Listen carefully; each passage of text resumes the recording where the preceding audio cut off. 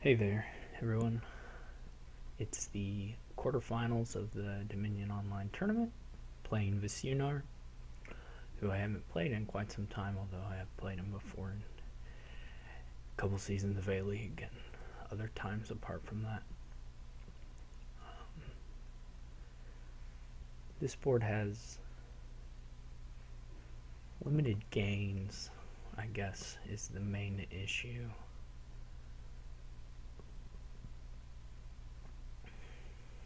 Or is the main thing to try and overcome, I would think. I'll probably open Warehouse Potion. Apothecary looks good.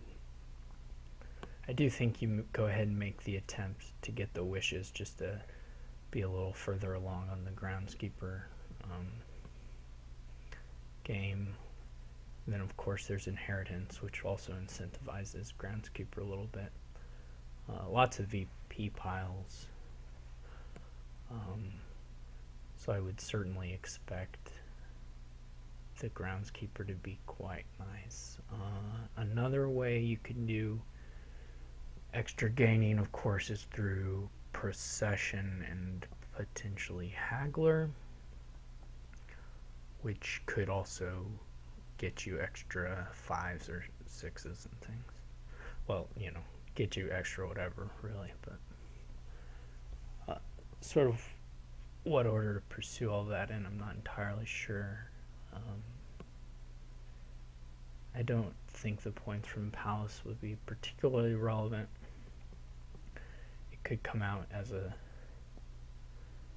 in-game, if the game is close, a kind of an in-game maneuver, but otherwise I wouldn't think it's a huge deal. I do like Warehouse Potion here, so I think that's what I'm going to plan on.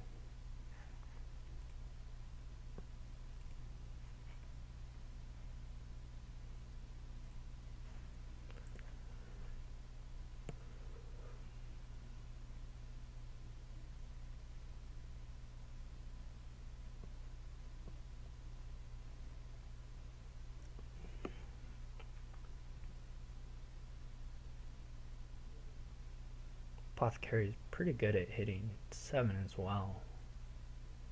And if you hit that, then you don't necessarily have to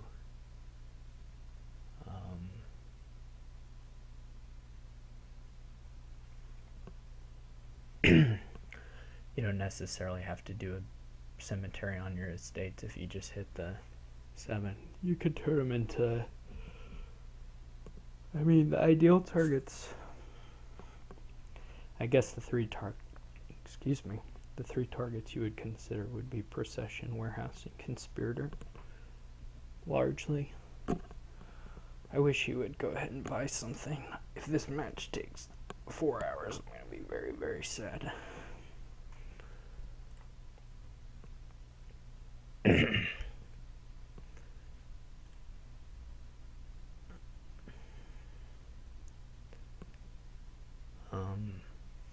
Ghost, you know, Ghost may be a thing to consider.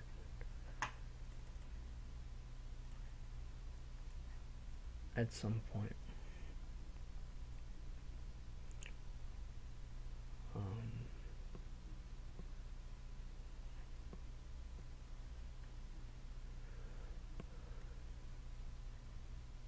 think I also agree with the Conspirator.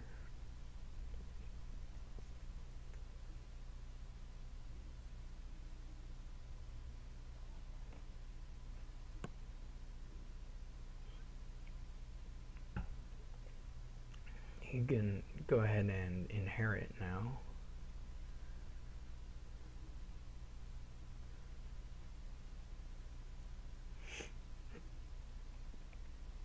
So we'll see what he chooses.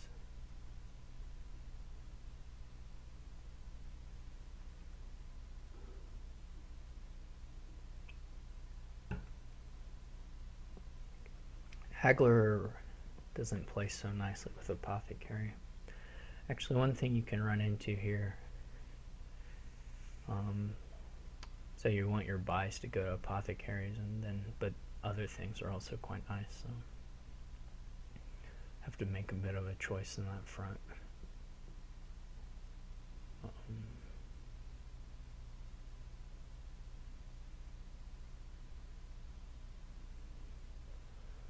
So he goes with warehouse. I think that's totally reasonable.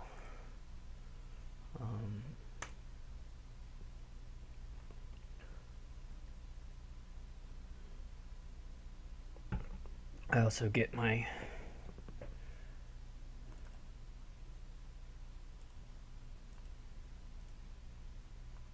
inheritance here.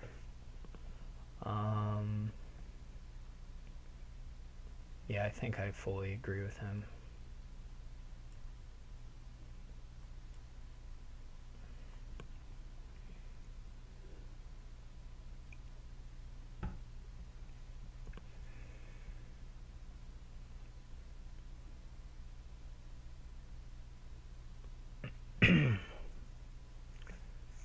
So you need to get a leprechaun. I mean, so how many? We got 3. So you do have enough cards to activate leprechaun now. But I'm not sure if you... I'll probably take one apothecary before then. Haggler is interesting. It's almost fully a commitment to not going for apothecary anymore. Or close to it anyway.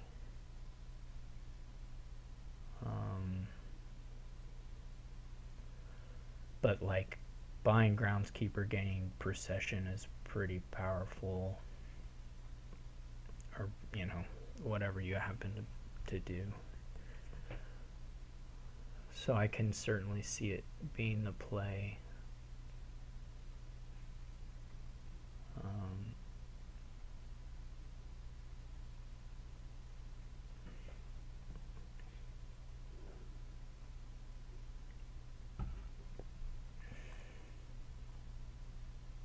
Hanamir does get in the way a little bit here.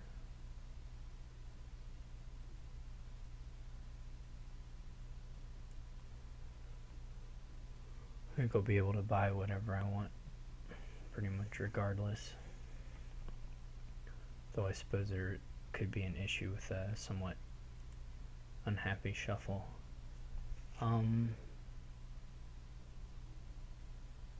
Ghost is pretty unfriendly with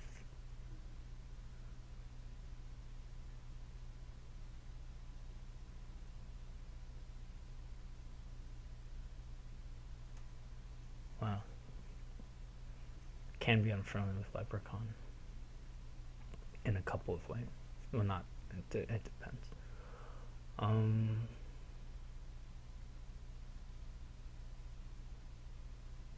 I could have, of course, played warehouses first to kind of discard down.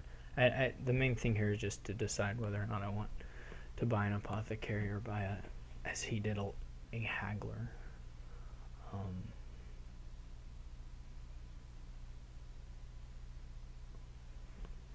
Maybe I'll go with a haggler.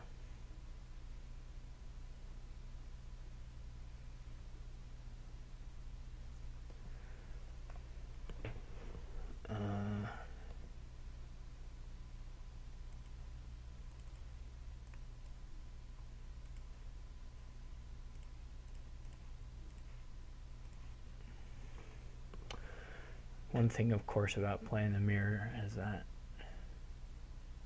you're playing the mirror. So you're maybe a turn behind them, but that's it.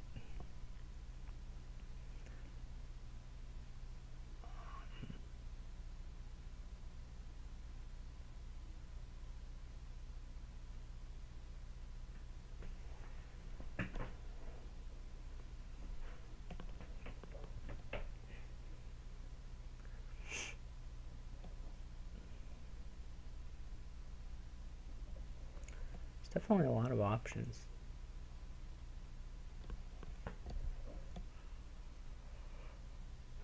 I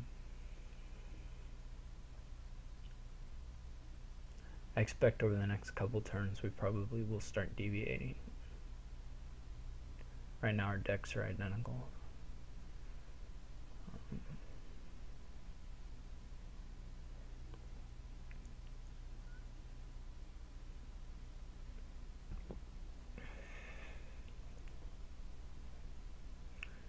wouldn't mind a cemetery hit.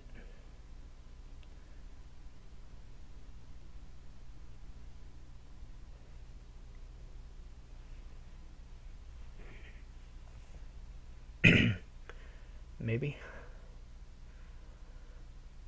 I would think this would have to be groundskeeper something.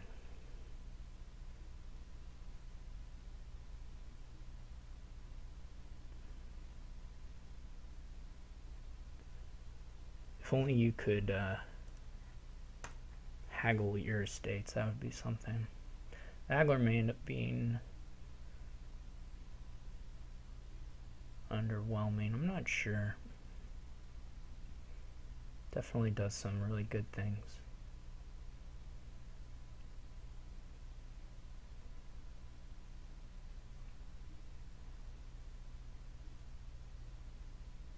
But it does get in the way of some other things you can do here.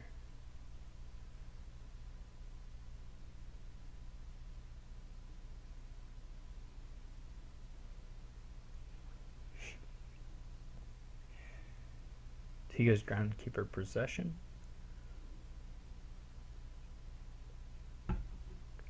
If you got to think your major goal here is to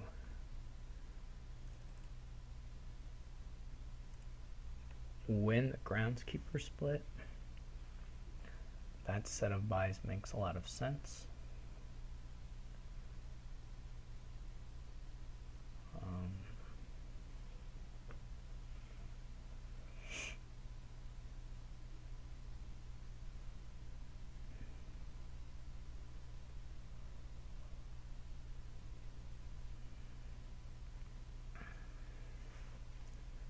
Go too heavy on procession, you may end up a little sad later on, but draw is going to be the challenge here. You can obviously filter through stuff, but it's not quite the same as drawing it.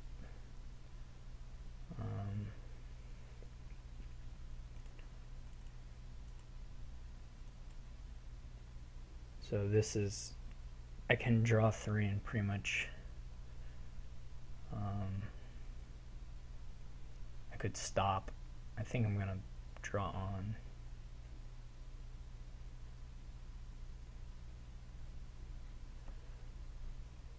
This is a challenge.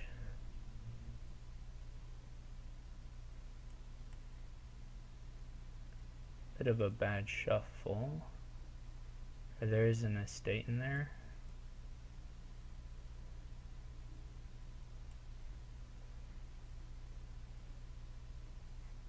Not anymore.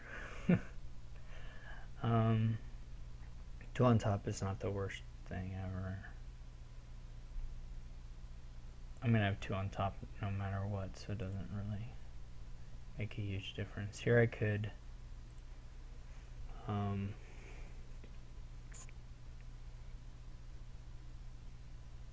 this wouldn't give us max, like if we bought, yeah, this would not give us maximum trashing.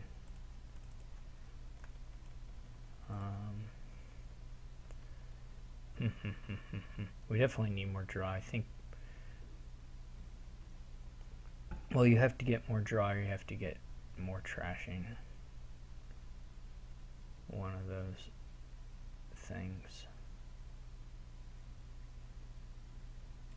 So I could do this trash here. It would not give me a ghost.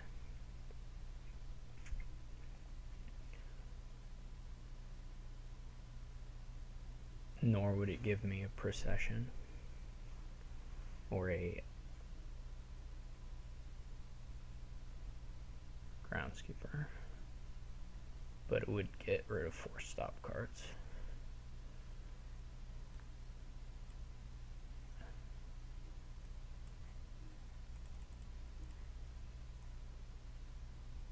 I'm not especially worried about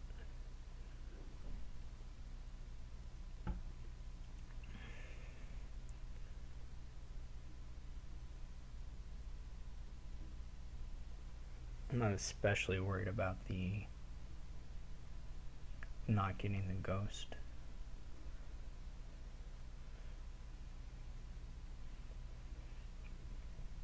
As long as he keeps firing, doesn't look so good for me. This turn of course hurts, but what can you do? There was copper potion left down in there, and then we didn't find any of the estates.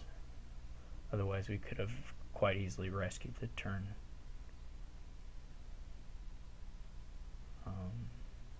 Well, we'll buy an apothecary.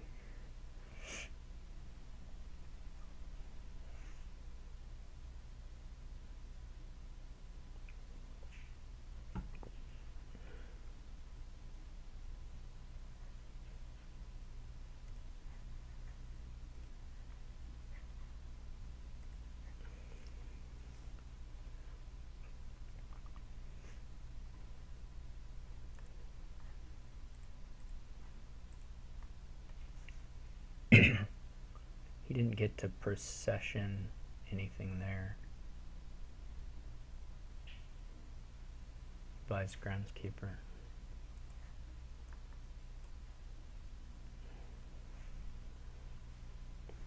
He's gonna hit an estate there, yeah.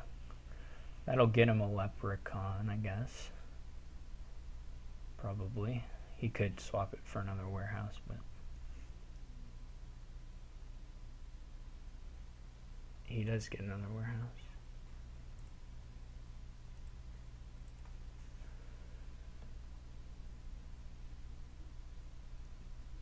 He's gonna be up 3 groundskeepers to 0, which is not a bad number to be up.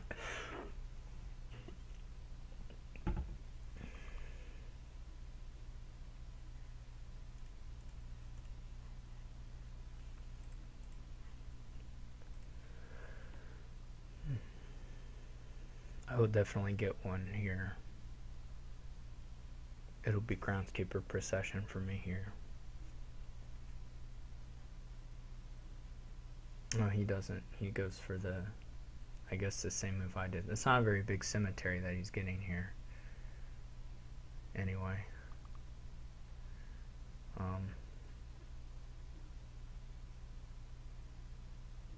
Did he do it just to get a ghost? That's really strange to me.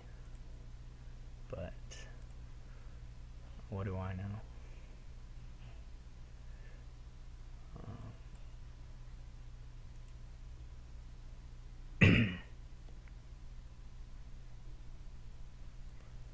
So we need to get to, unfortunately, we need to get to 5. So we got to keep drawing until we find the APO so we can pick this stuff up again.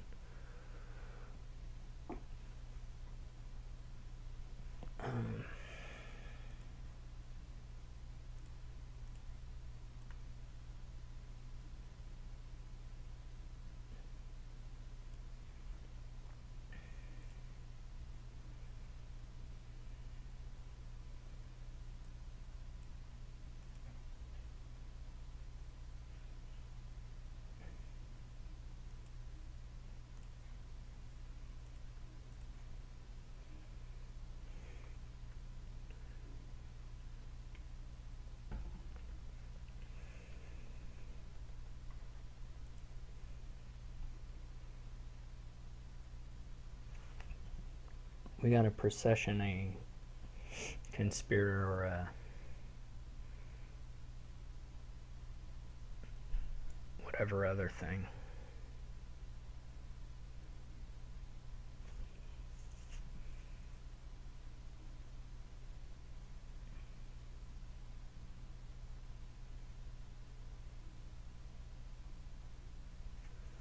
Should be doable.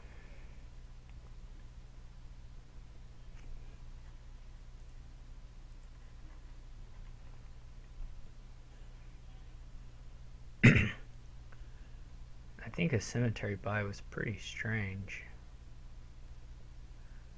It wasn't really a deck thinning move, it was basically just a get a ghost move.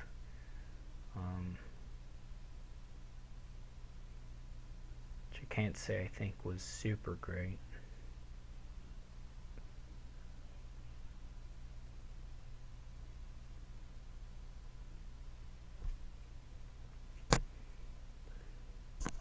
No doubt he's still in okay shape. Better shape than me, probably.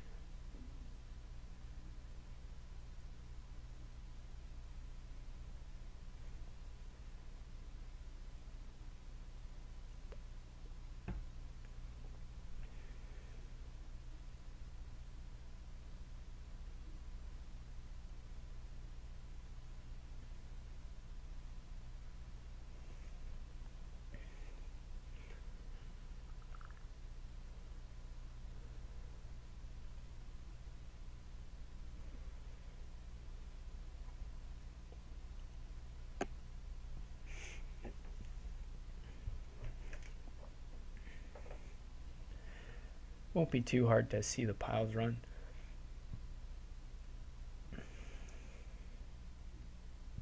Between the Procession, Conspirator, Groundskeeper, Warehouse, I think between those sets we can get them down for sure. Does Leprechaun count cards in play? Yeah, so Procession can make that a little bit easier or harder depending. I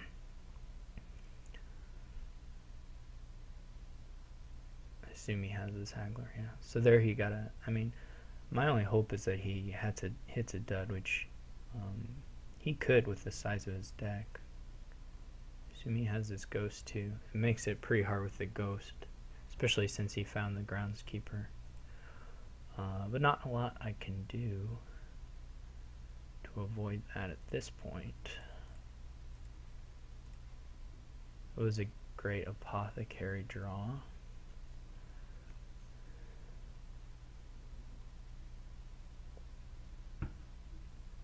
For me.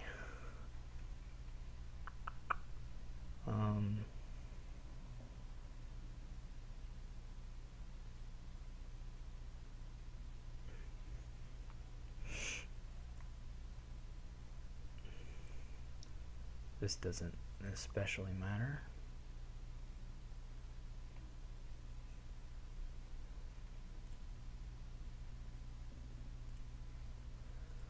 I have to get to Procession Conspirator, really.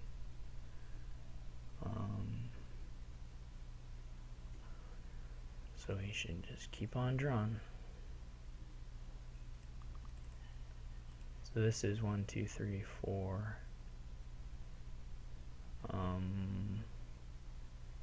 Leprechaun is 5.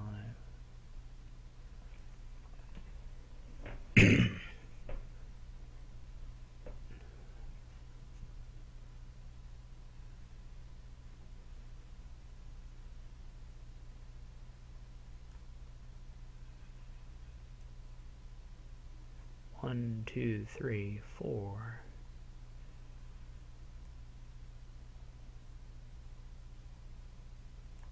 5.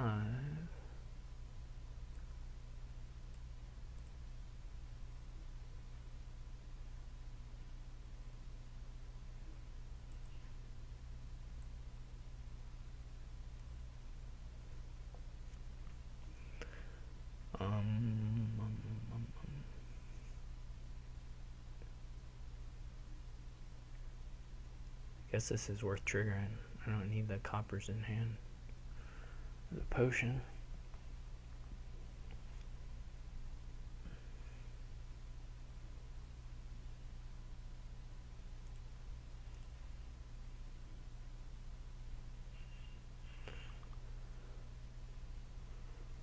Last card is a Groundskeeper, so it doesn't especially matter.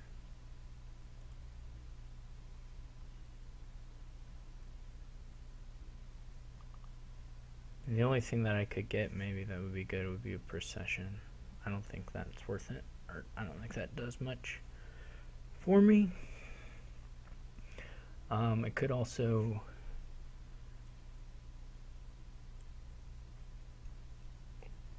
do another cemetery and finish the trashing, but let's just go with this.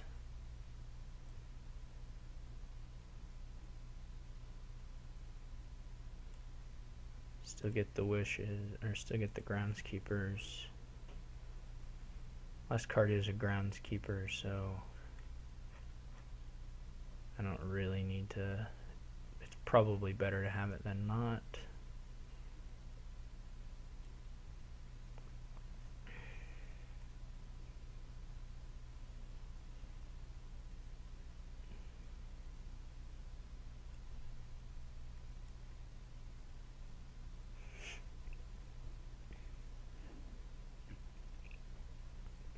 Hopefully he's forced to play too many cards before he... It was definitely a nice ghost hit. It would have been...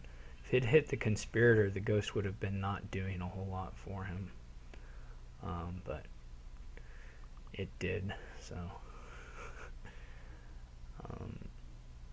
he's going to finish those off, and I guess the split's going to have gone his way. Oh, but that's all he gets. So it didn't get a huge turn there.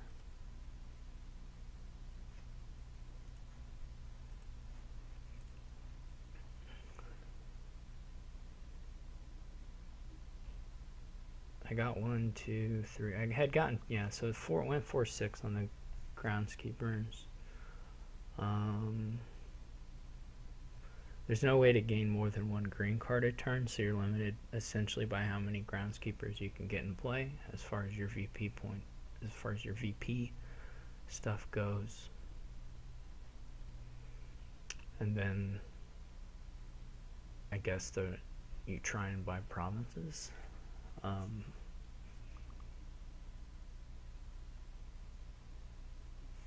The only other thing you might be a little bit worried about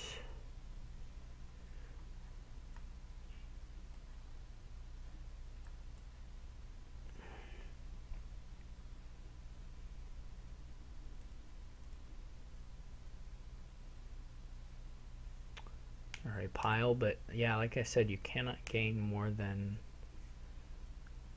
a single green card a turn.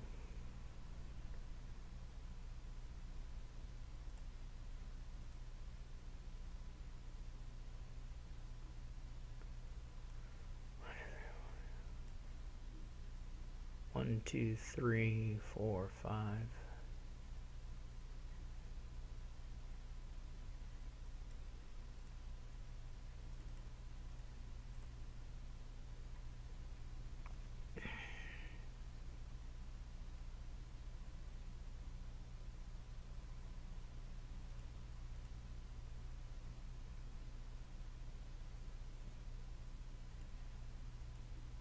I don't really know that I'll be able to gain all that much this turn. This is okay. Oh, whatever, forget it. It doesn't matter. I forgot to do the leprechaun. Not gonna ask for that. Obviously, since I've shuffled and everything. So that was pretty silly.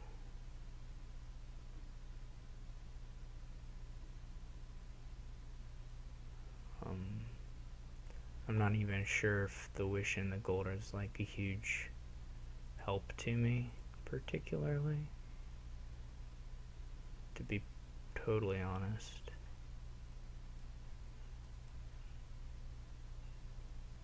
So that was all a bit sad.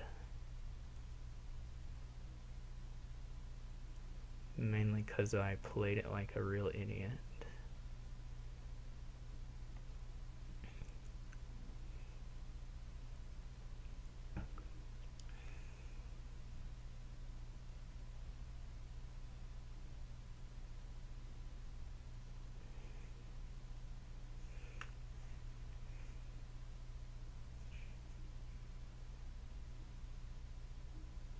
Definitely some limits here to I guess the goodness of building.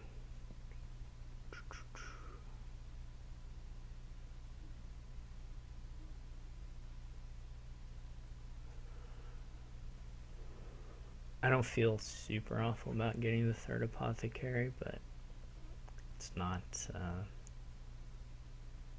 maybe the best thing I could have done. I figure we'll get through quite a few of these provinces, or probably empty the provinces. So hopefully he misses sometimes. That was just badly played. After I just totally forgot the count and stuff for the leprechaun. It would have been okay to not get the wishes with the leprechaun, but I should have warehoused it then to change what my turn looked like. I'm not super in love with the procession in my deck right now. I think it's of somewhat limited use. I mean, it kind of depends. If you can like gain a haggler with it and play the haggler, then it's okay, but you can probably just sort of replace churn through engine pieces that way.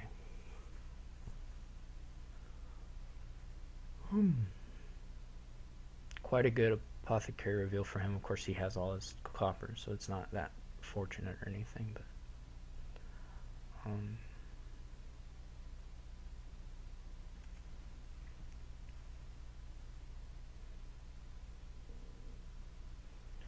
I have conspirator activation here,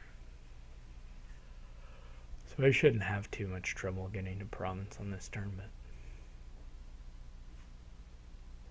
sort of what else I hit is still up for grabs.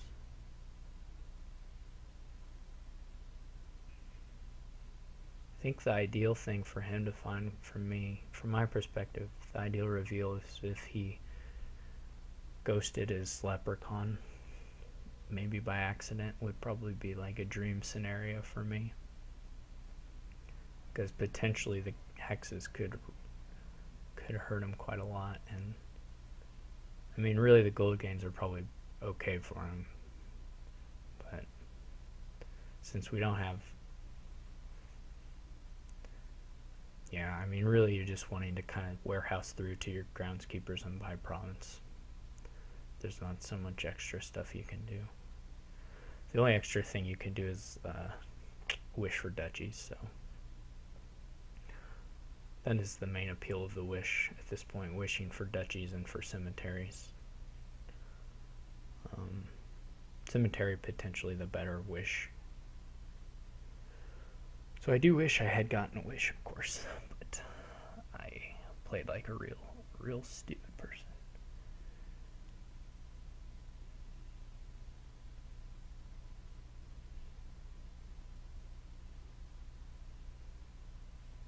This game, it's not promising for the length of the match. I don't play very fast, but vsiewnar plays quite slowly. I mean, it's hard to play these turns correctly, so it's not unreasonable to do. It is slow. So he's getting a province with just 3 groundskeepers, so it's not a huge queue as far as the VP points. See what he adds. If he adds another conspirator, okay. He gets a good find with his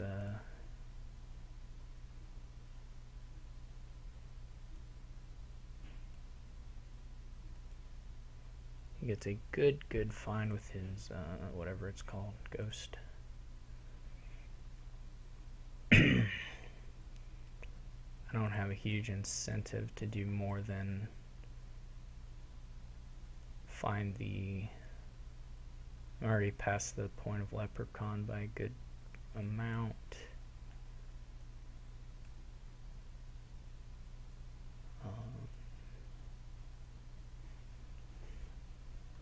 Already have 8. I know there's an apothecary. There's no warehouse down in here. There's a procession.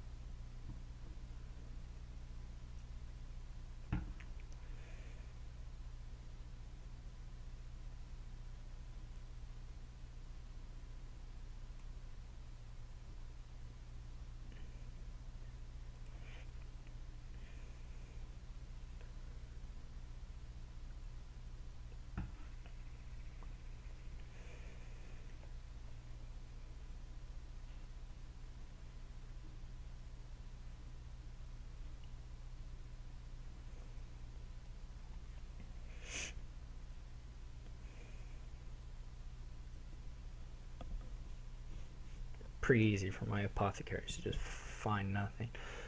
I guess one of them did just find nothing, but one of them drew a little bit, so it's okay. He's got big groundskeepers this turn, and of course the ghost is nice. I do think I should have probably angled for getting a ghost on that one turn and trashed one fewer copper. Certainly given what I know about my deck now, having more apothecaries, that one more copper would have been okay to keep. And I think it could have got some nice use out of the ghost.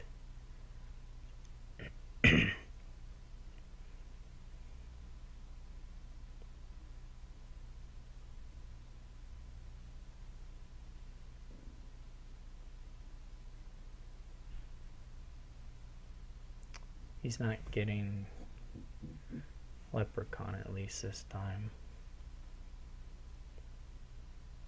He is moving into a position of having a little better 3-pile control.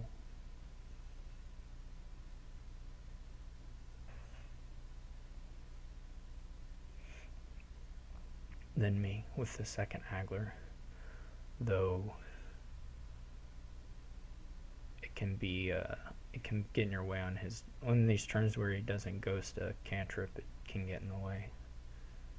This is gonna give him a couple point lead over me because of the extra groundskeepers, assuming I can even match. So that'll be good for him. I assume he'd take a warehouse actually with this haggle.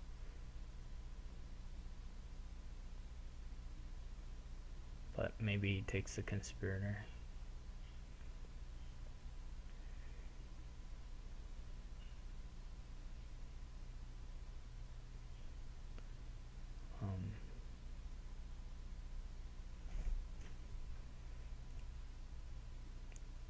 This is not unsurprising. It's not surprising. It is unsurprising. I can activate Leprechaun on this turn if I choose to try and do it. But it's going to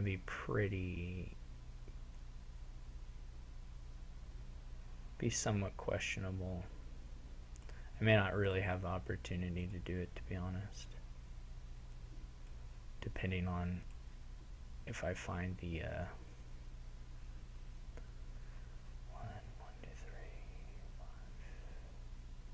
yeah, I would have had to, it was not really feasible.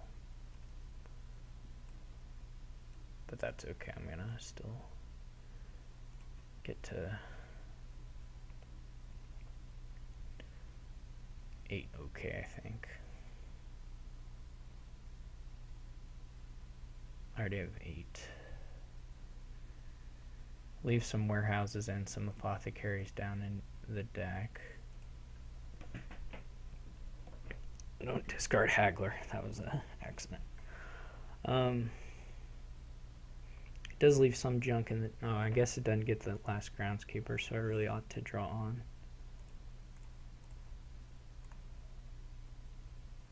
Well, of the things I'm going to discard, this would be better. At least at this stage. The main challenge is trying to get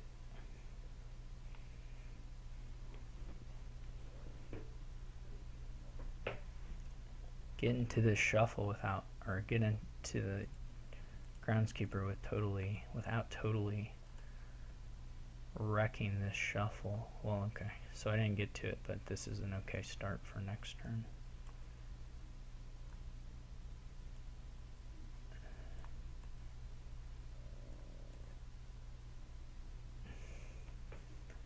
I mean, I'm just hoping one of these non-ghost turns is really bad for him.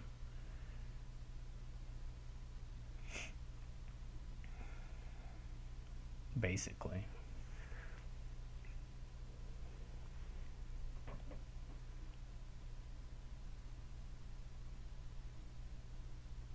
Certainly on a ghost turn, depending on what he hit, he could, with a really good draw, empty piles. It's possible. I don't think he can do it on a non-ghost turn, but maybe I'm wrong.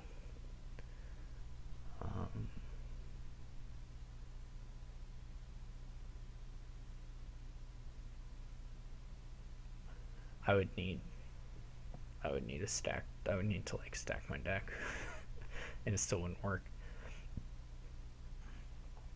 It would require like procession after like getting a wish for a procession, and it's not gonna happen.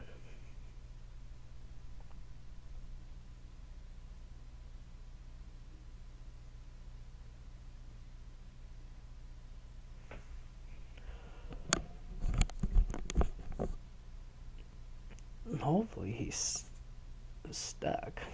That would be the best thing. I definitely, yeah, he has the deck that's more capable of getting stuck. For sure. He gets a silver, which is worth, I guess, a palace point for him. That's something I can think about haggling on my turn. Because it is worth a palace point. That was a nice apothecary. So I do have, I mean,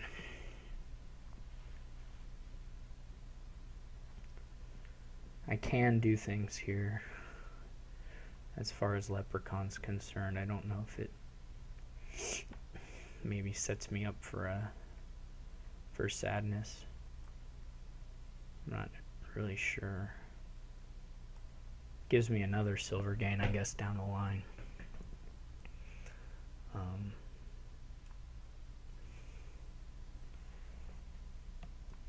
So we can play this for a haggler. This is now 1, 2, 3, 4. I'm gonna remember this time. I promise. Here's 5. 1, 2, 3, 4, 5. 6, 7.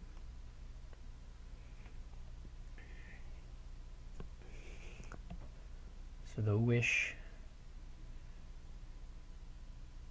potentially good.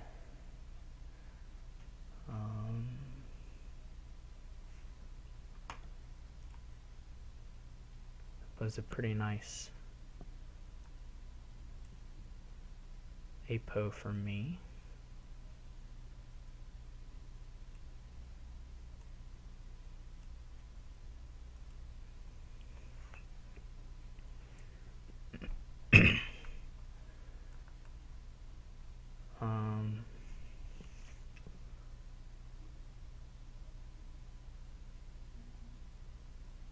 This is going to be a little tricky. I don't want to bust a shuffle out here that's complete garbage if it's not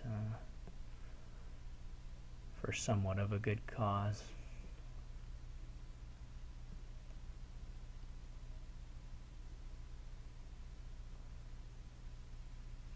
No way I'm getting the piles this turn, so I should just put that on my mind. The question is,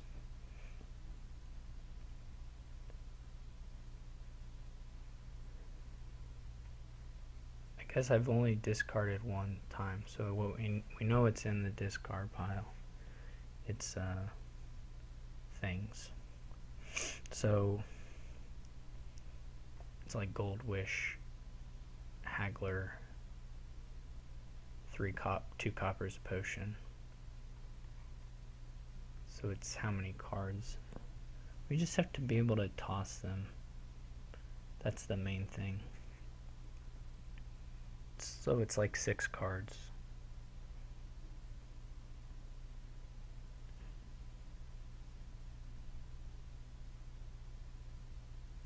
So that's a little tough.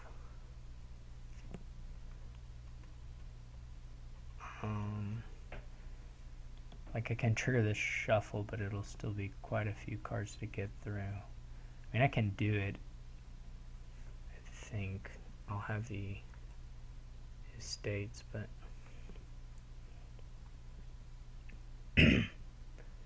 maybe a little bit of a sad draw.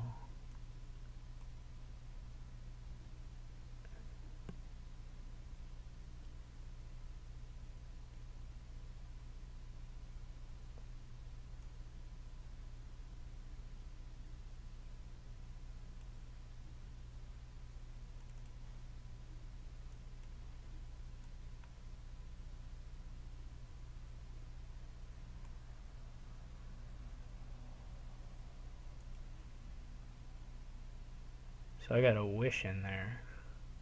Huh. I'm not gonna dig for it, obviously. Well, wish has some flexibility as far as some stuff. Like I can gain a state with. I would have probably gone for that. I can't afford to trigger the shuffle. Can I?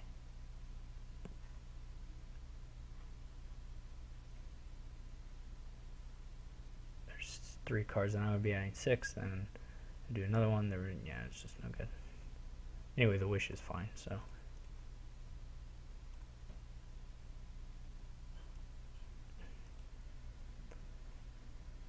It's like wish with haggler or something.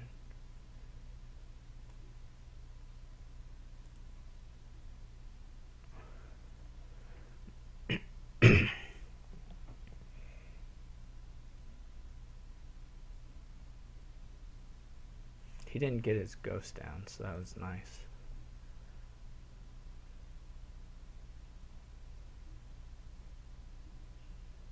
This is alright-ish.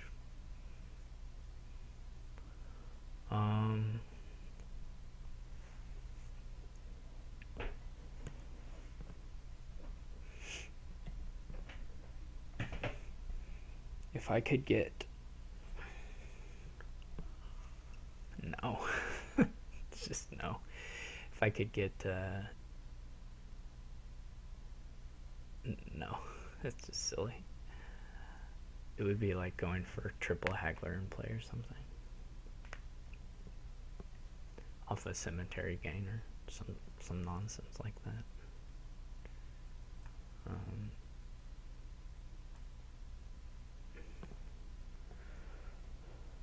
I can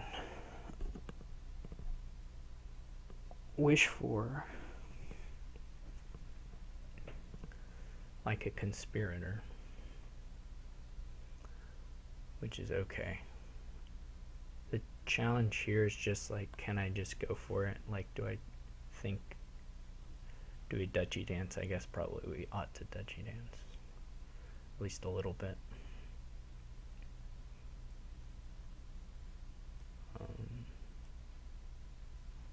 This is pretty okay to draw.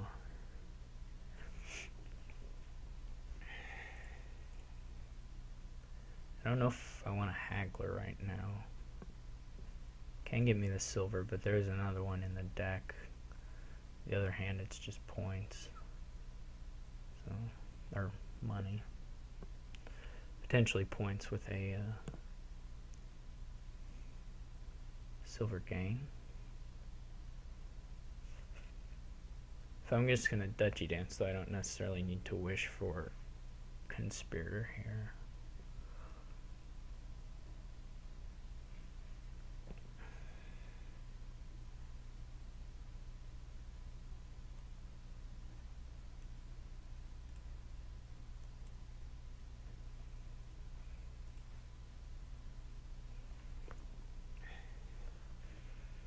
I was kind of hoping to find some apothecaries one of these times, but I'm running out of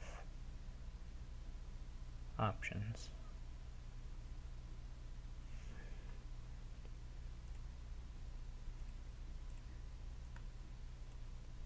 Unfortunately.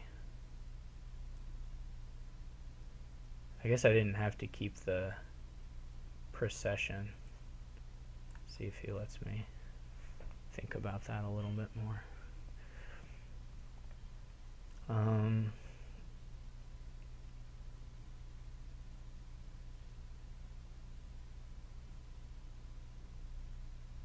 I've only hit one groundskeeper so far, so that's not great.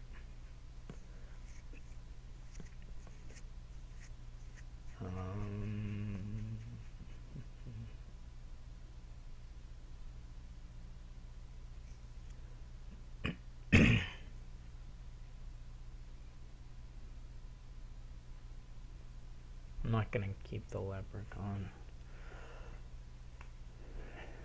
I don't necessarily need the procession.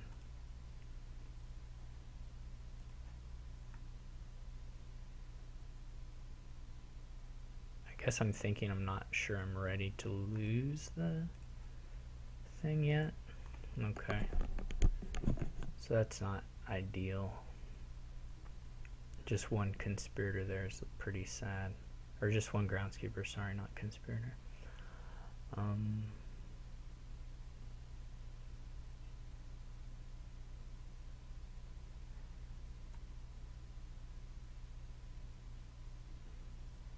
Could get harem.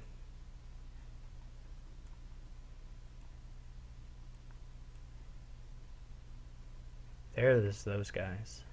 This turn could have been like a lot better. But anyway.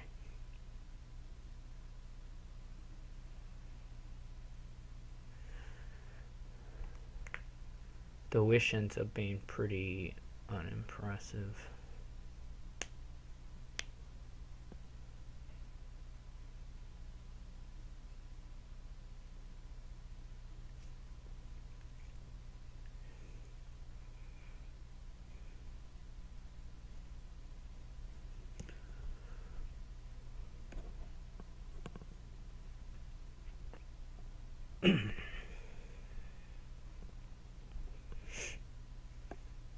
It's nice to see him starting with a warehouse. I basically have I have 3 coppers, 2 silvers, 2 golds right now, so in theory I can get another palace set pretty, not easily, but not that hard, and beyond that it's not clear what I'd want to do.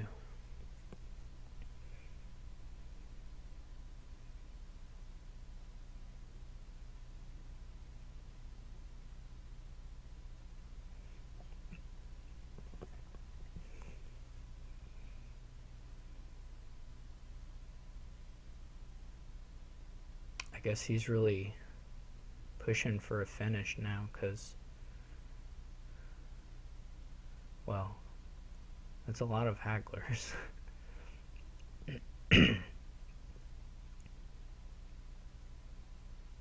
Going up in smoke.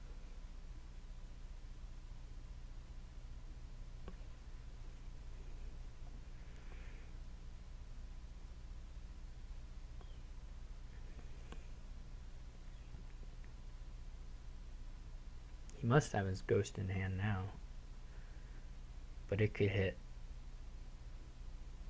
I mean, most of the things it'll hit will be good for him, but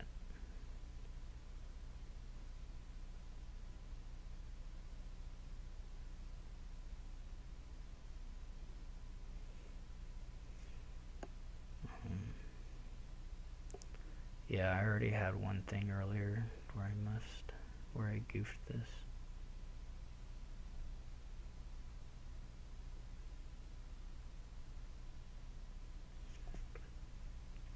Definitely be a big risk for him to buy a province here.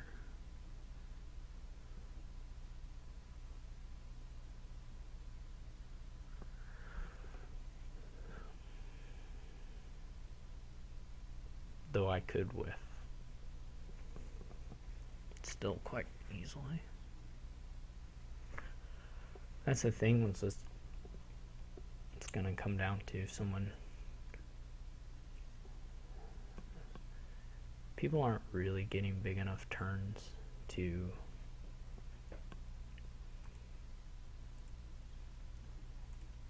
finish necessarily. I'm not really sure I want to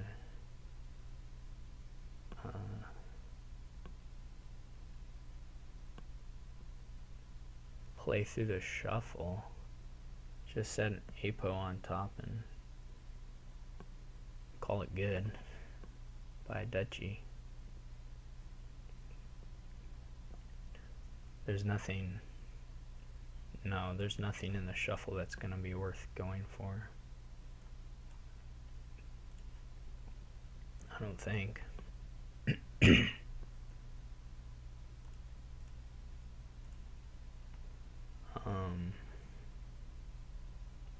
In province here, I do have the groundskeepers in play. He has the ghost down though, so that's kind of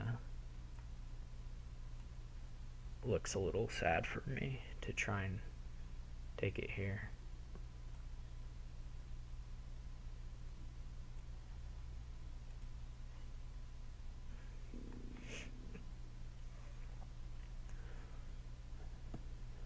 This is just filtering. I mean, this doesn't increase his hand size, but it's just like dungeon, of course.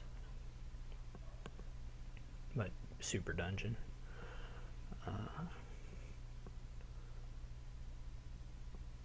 And of course, it may give him the gains because he might get enough hagglers in play to empty something, potentially.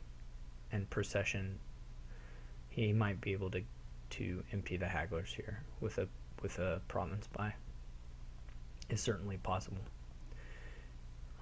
If he can procession a 4 here. Though with him discarding hagglers, it's maybe a little less likely. He has plenty though, so maybe it's still in the works.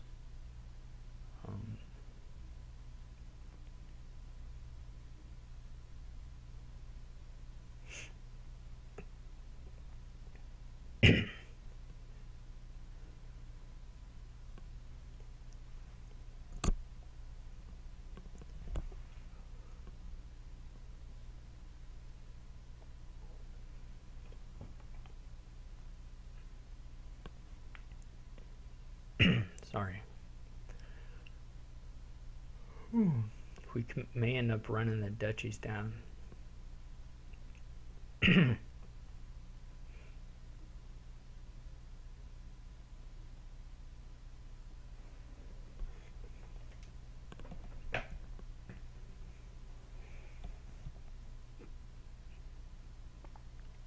So he just goes ahead and goes for it. Which means I can take a tie if I find the groundskeepers, and if I somehow manage to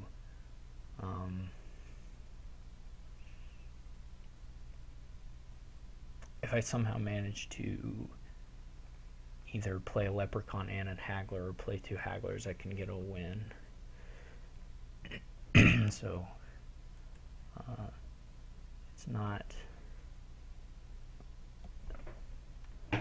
it's not over yet. Happy anytime the apos draw any number of cards. I'm going to filter through a whole bunch of cards here.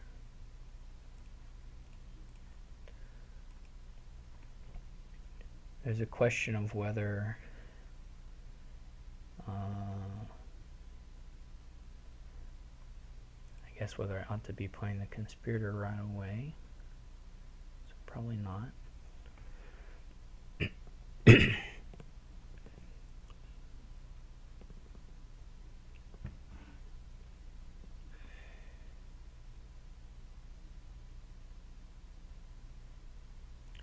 I'm going to want to toss the gold.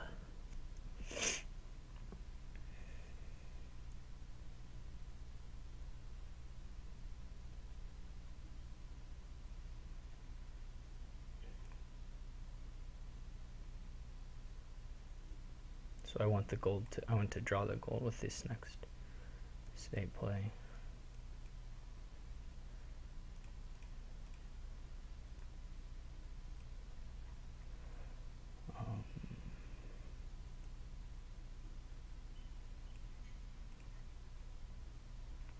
There's one haggler.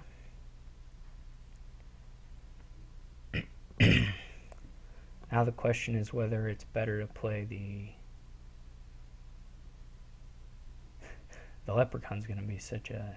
If I play the estate now and I find the leprechaun, then, well, it's not really game over, so I just have to play on.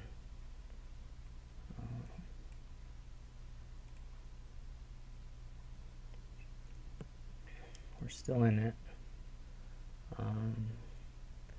Don't need the conspirator anymore.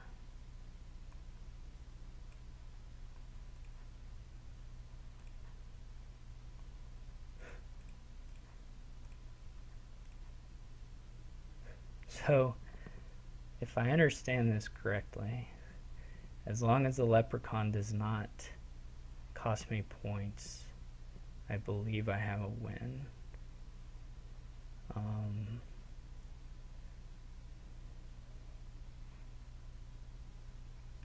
Otherwise, I think I would just be playing for a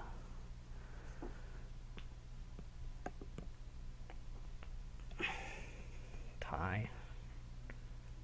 Actually, there are a few. I'm just gonna go for it. I mean, there's a few hexes that mess me up, but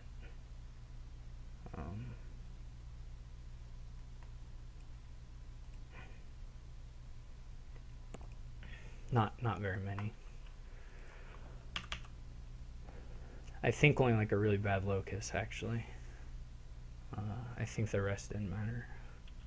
And I think misery was even...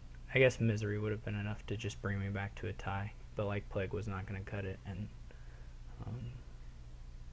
anyway, there were things that could have taken it away, but it was more likely to work than not work.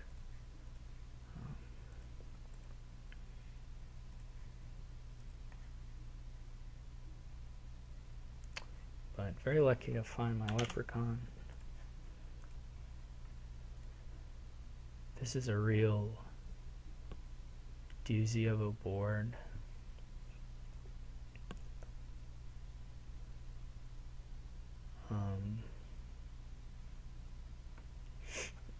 I mean, I'm going to open Tournament Silver, I think. Knights are going to be really good. King's Court, of course, will be good. This is very, very strange as a board. You kind of want to... You would... I mean, I guess you could banquet for Sir Michael. I don't know. I don't think Sir Michael's like such a good knight that you have to buy him right off the bat. I wouldn't think. He does not seem like that kind of knight on this particular board.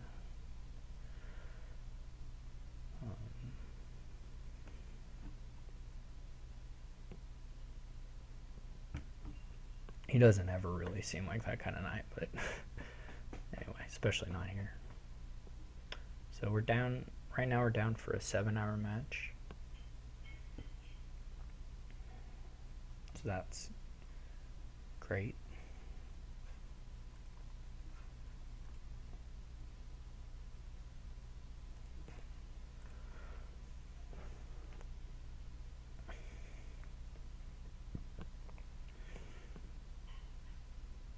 Royal Blacksmith really does not work very well here.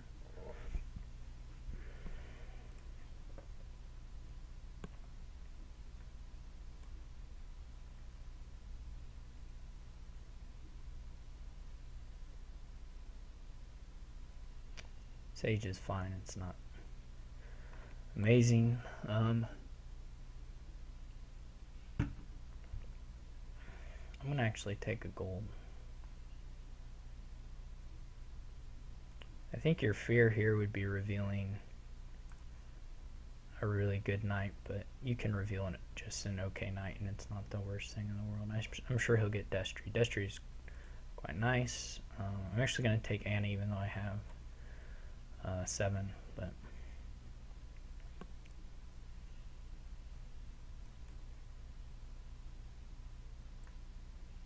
he is down to 3 now because it was a reveal information auto discard.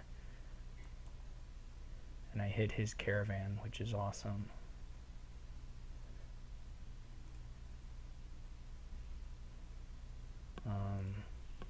I could get Sylvia here, but I think I'm gonna trash 2 and buy another caravan.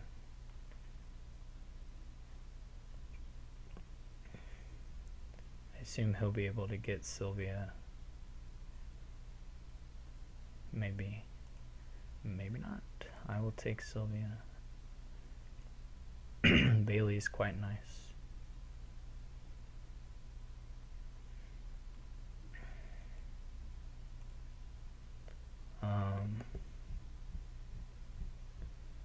This is looking like I go ahead and take the King's Court here for me.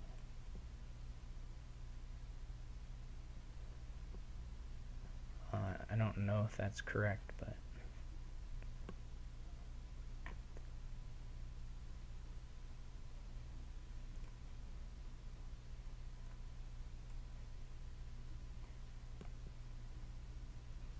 there goes Anna. So maybe not. Maybe it was not right to pass on the trashing there. Hopefully we hit a couple knights for him here.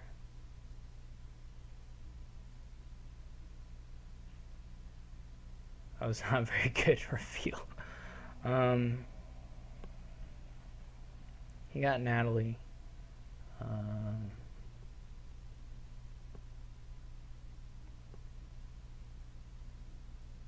You don't want to get too far behind on these, because if you do, you will lose.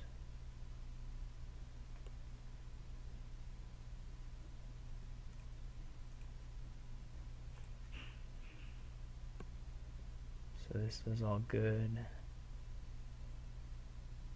Probably can play Bailey got trash. Destry, he still has Destry. Presumably he can afford Sir Martin, I mean. But if he has King's Court, he may not want to.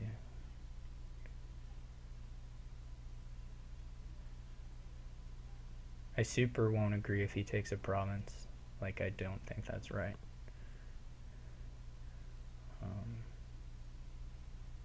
Which of these, I guess actions are less valuable.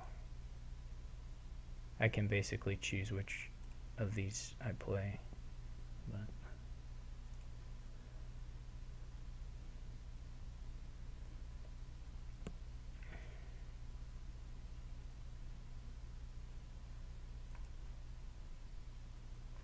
so I won the split there. Now it's just a matter of hopefully seeing his knights disappear and mine stick around.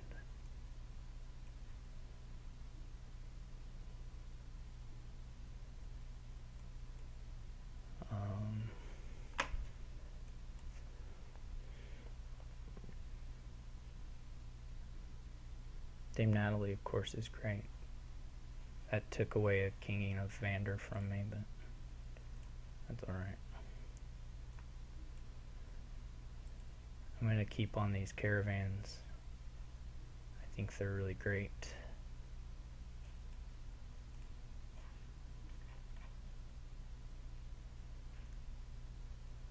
There goes Natalie.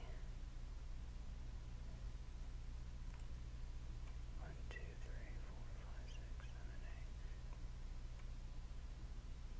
8. So there's all his knights.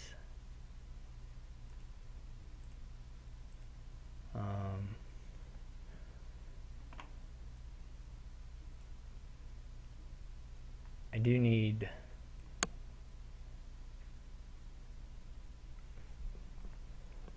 probably some money. I don't know if I have a silver or not.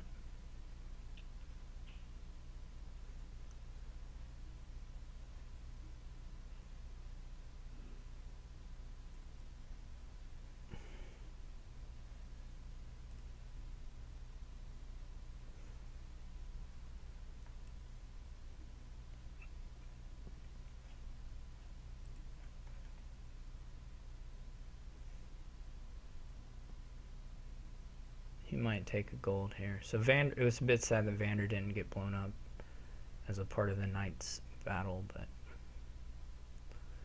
that's just the way it goes.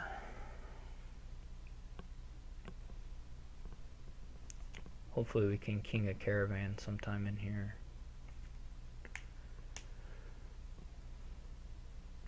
I mean, we will be able to eventually.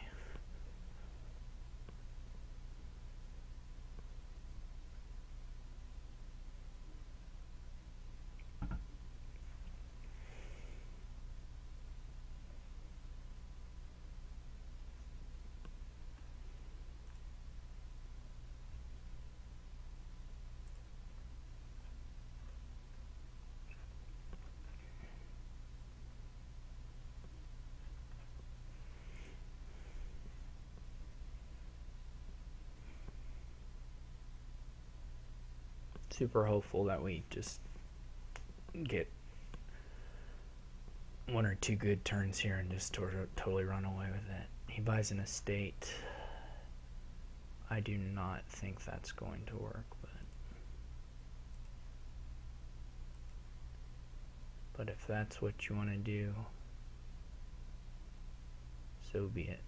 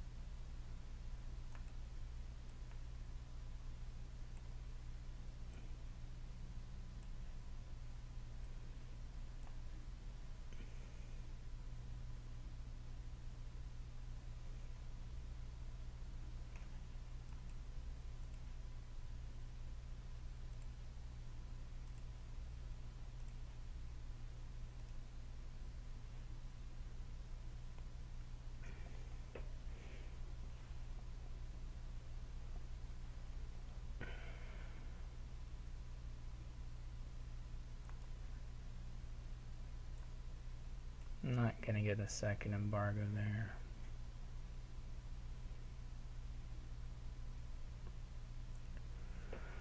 Alright. Yeah, looks totally resignable.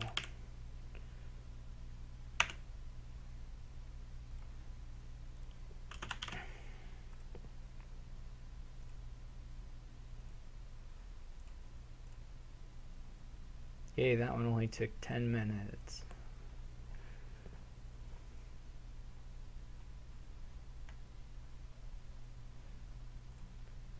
No groundskeeper this time, though it wasn't especially relevant in the previous game. No trashing, no junking.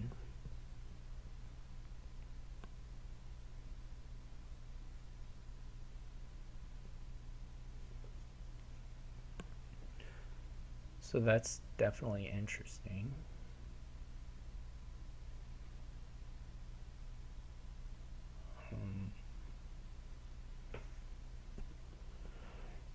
I'm staring at this and I'm not seeing anything exciting. The only kind of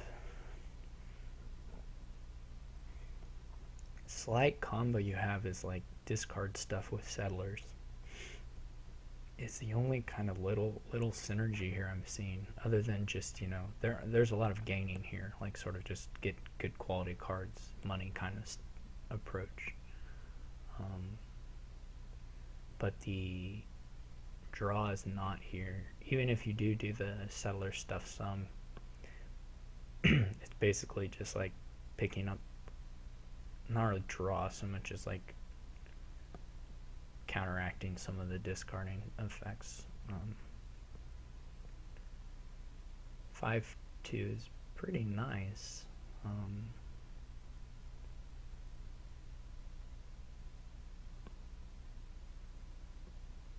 not really sure how I want to open.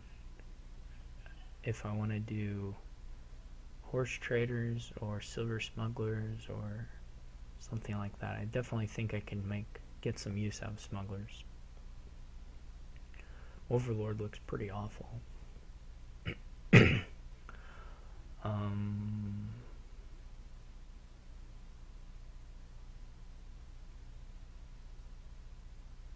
Smugglers, it won't be like amazing, it'll just be like sort of solid, you know. I don't think the cities can run unless for some reason we get stuck in a smuggler's loop with the cities. That seems like about the only way those could go.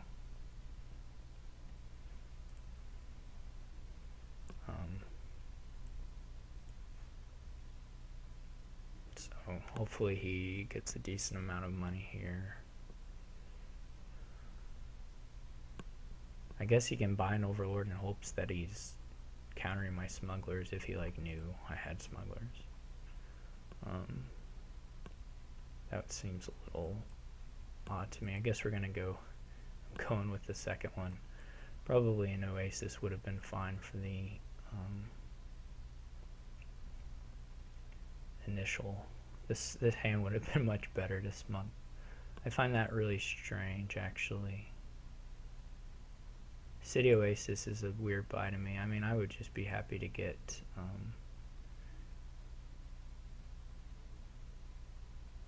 I would be totally happy to get golds here for sure. Would not bother me at all. This charm is a little bit whatever.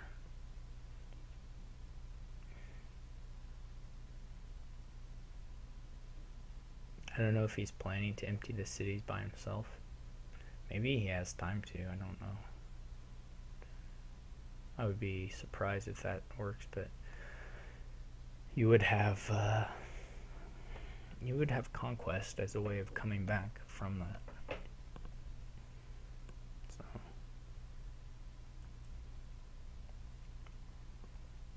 I've got a little bit of smuggler collision here. That's not at all unexpected or strange. He buys another smugglers. I do not want a third smugglers. Like I super duper do not want a third smugglers. I'm going to take one though, even though I really, really don't want one. I cannot describe how much I do not want that third smugglers.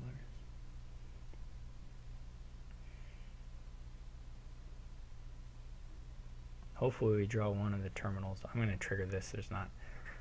This charm isn't actually very good at all, and obviously it's nice to have the estates out of it, so hopefully we find one of the terminals, since I have just a million, way too many.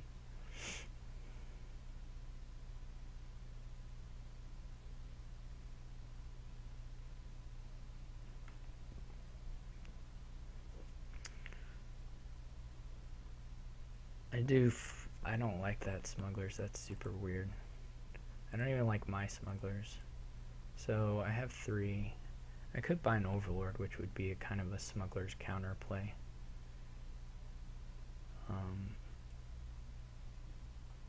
Since we both have 3, which is just stupid. I don't like overlord. I think it's awful here.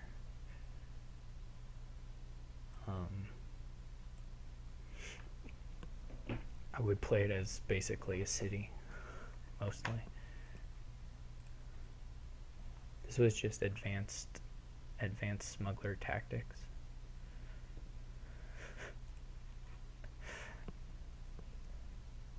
Look, it worked like a charm. He's gonna counter. He's gonna follow my... No, he didn't. Okay. Never mind. So we are running through these sellers. I'm not gonna buy another one. I could buy another one. I mean, with my hand it may be better. Yeah, I knew that was gonna happen, but Well, we'll just see what he gets.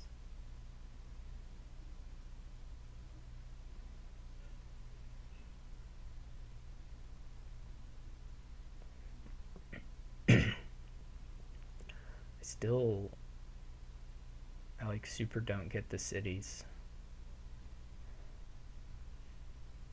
I guess we could run the smugglers. Is he gonna run the smugglers? I mean, that's fine. So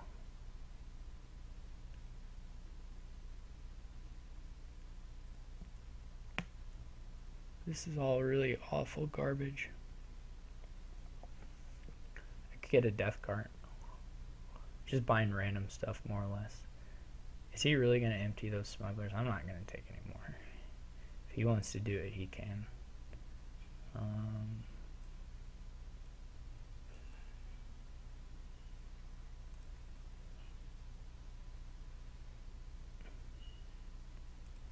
Obviously, this is the ultimate play anyone has ever done. The settlers are not bad. The settlers I'm good with. His settlers seem pretty okay. The city I super don't get, but I guess he'll run the oases down. It's not clear that playing the ruined library really does anything at all for me here. See if he buys the bustling. The city's still strange to me.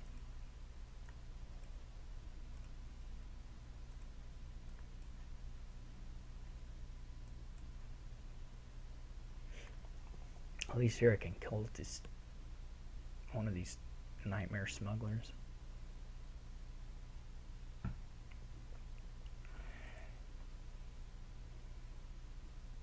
He's got pretty good sellers draws so far. He can conquest and it's a little bit better.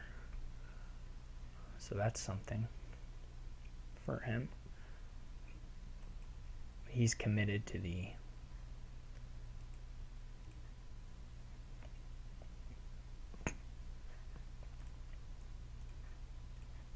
to the cities.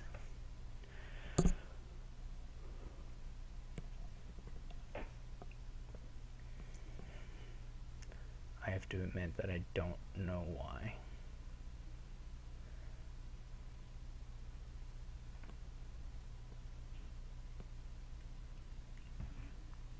I wonder what he'll try to run the oasis with it.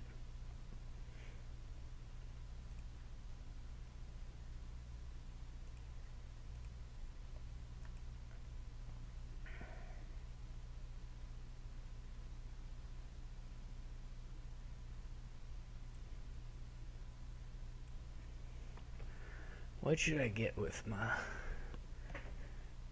gold? What is sort of the least useful thing for him to potentially smuggle?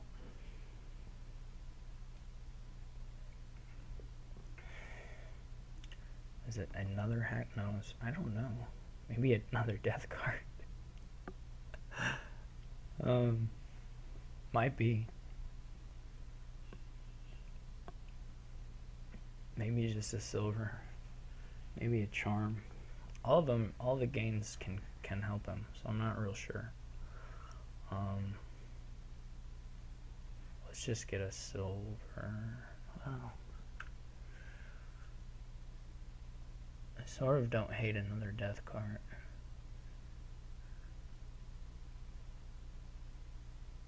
Even though I probably should really hate it. Look at this dumb draw.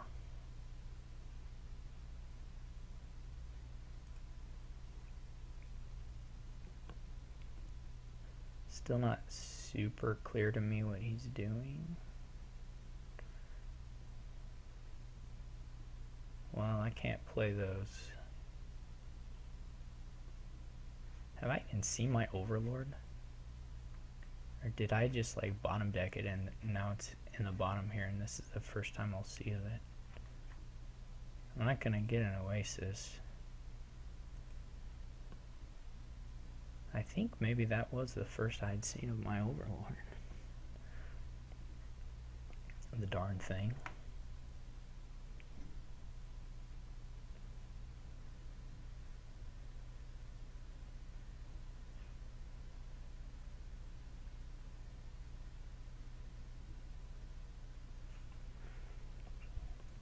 I think he'll probably have pretty much no trouble beating me, but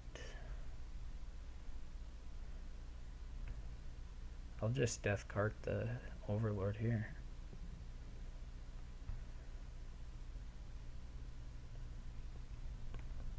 I may get to 5 provinces or something, but the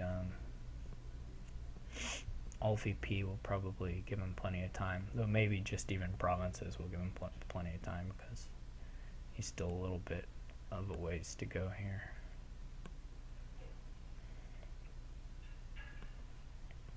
So he just is on the fast track to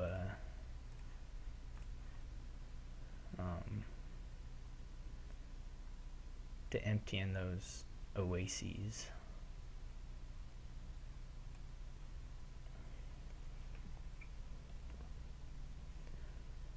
But look, he had jack squat. Can I? Nope. Gotta kill the smugglers. So long, smugglers, I hardly knew ye.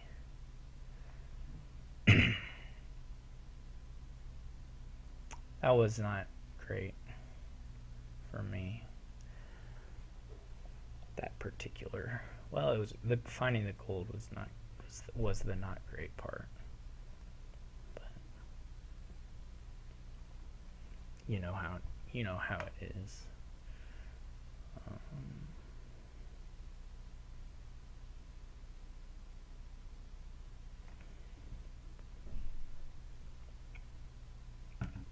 This will be Haggler City, or Oasis City, sorry, not Haggler City.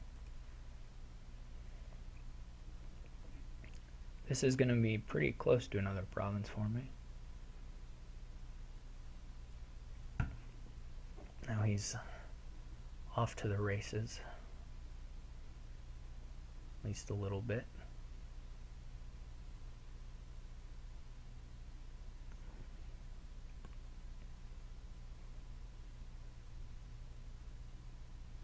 I wonder if he'll follow on provinces.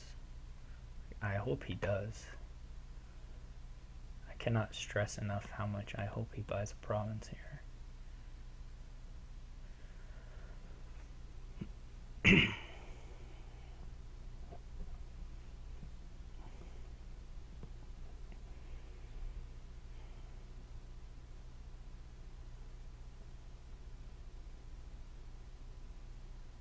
That's a bummer. This is province again. What should I get with it? Probably just gold, right? Could be death cart, but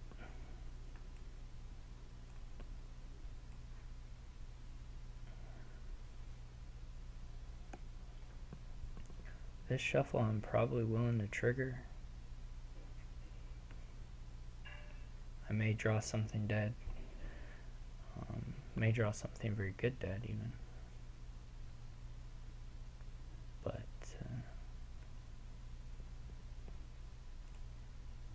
nope, didn't draw anything good dead.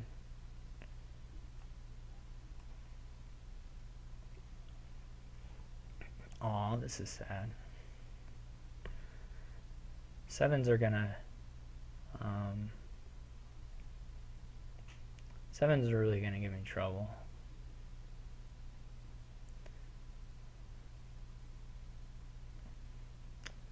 Is maybe the one way to put it.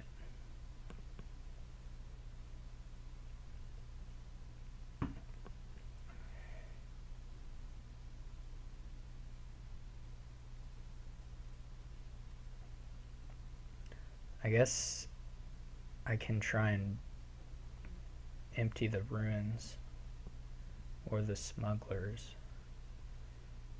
Probably should have been a smuggler's last buy. Well, I kind of have to wait until he actually lowers the city's gone. But yeah, I probably ought to have done that.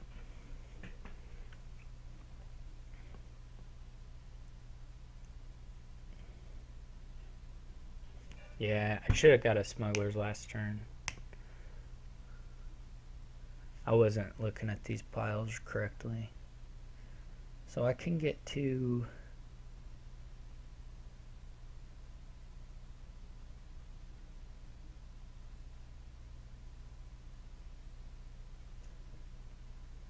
can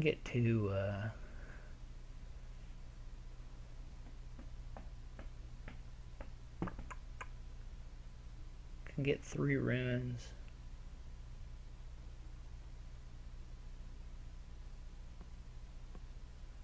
Haggler would also do it.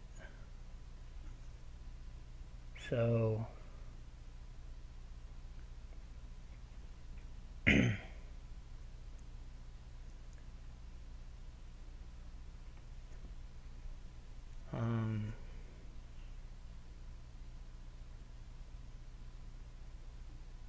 yeah, so like I could have gotten, if I had gone a smugglers last turn, then I would for sure have a finish this next turn.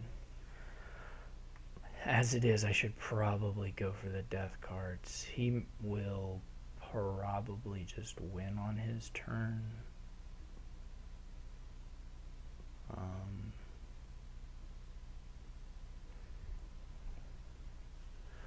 But I can get 3 of them. I can get 3 of the ruins, and then when I draw Overlord or Haggler, it's a finish.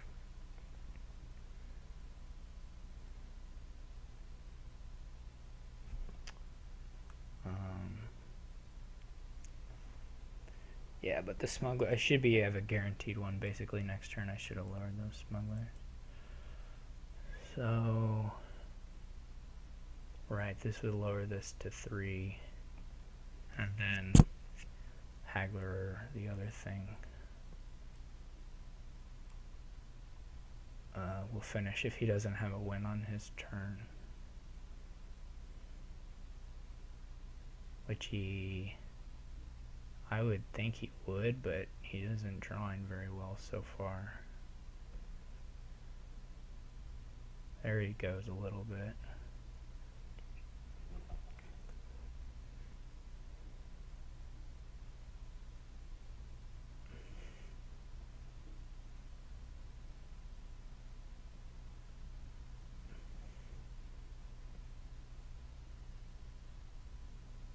Oh, that's gonna be a win for me.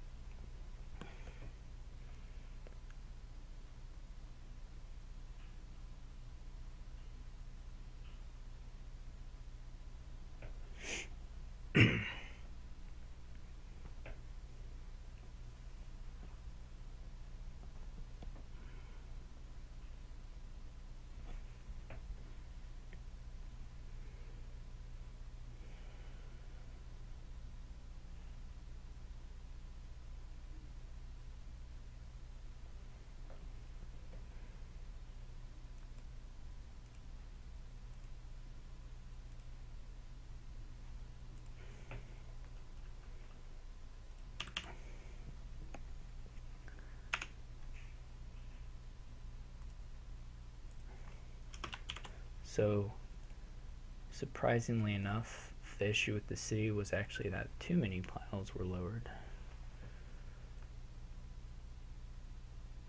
And he certainly could have, with a good draw, put together a big enough turn to beat me there.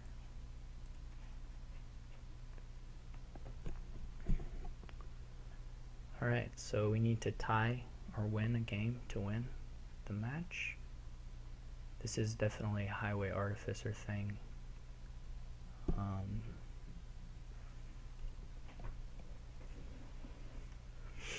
Though there is no draw, so it's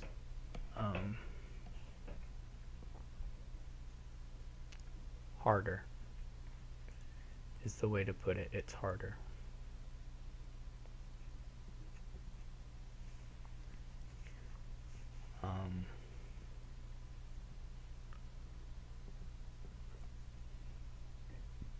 Marauder should be quite good here. Whether it's good enough to pass on a silver and get a scheme, I'm not certain.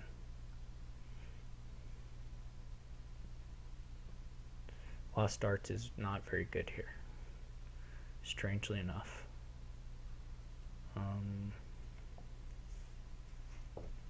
But Guide and Scheme should do decent-ish things. They kind of counter each other, but whatever. You still probably play with a couple. They do different things at different phases of the game, so. And you're never going to be perfectly consistent, so they're not going to necessarily work against each other. They potentially can. Hope you get a bunch of orchards, or hope you get a bunch of runes that have the same name. I think you do want a silver, so I will buy one. But I can see opening Scheme Marauder is not out of the question. I wouldn't say. Nor Guide Marauder. I'm gonna go with Scheme though. He follows. So far, I got a little. So there's one village. Yeah, the village stuff, it just all doesn't matter. So there's a. I'm going to take a Blessed Village though, just because it helps you get to 5 sometimes. Not because I think it's like good for the deck, because it's not. Hopefully we draw. Oh, I had already drawn for the River's Gift. I forgot how that works. I forgot how that works. I guess it's not totally wild to get a second or a second Marauder. I'm a bit sad to have the kind of the scheme situation here.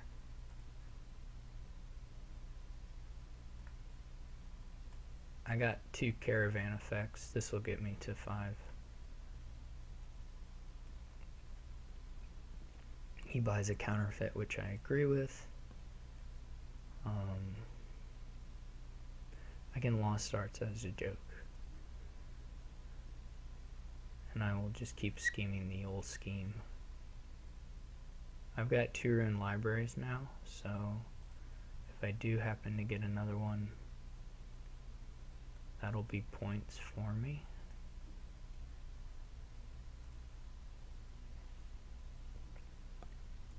Hopefully we draw a copper, but if we don't, we'll counterfeit the spoils and just go from there. I guess if you get ruined villages, then the Blessed Villages do a little bit of something, turn those into cantrips. So that's not worthless, to be honest.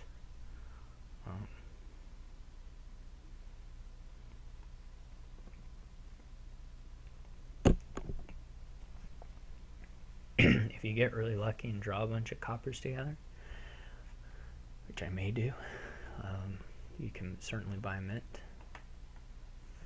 I will take a 3rd Blessed Village at some point for the points, and of course a 3rd scheme as well.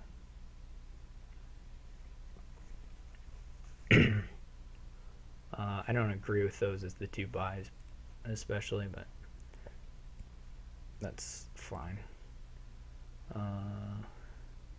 Still no one's hit a orchard.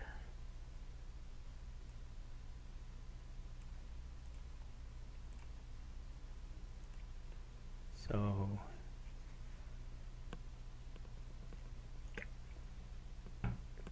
he does have a highway. I think Artificer is a little bit better than highway.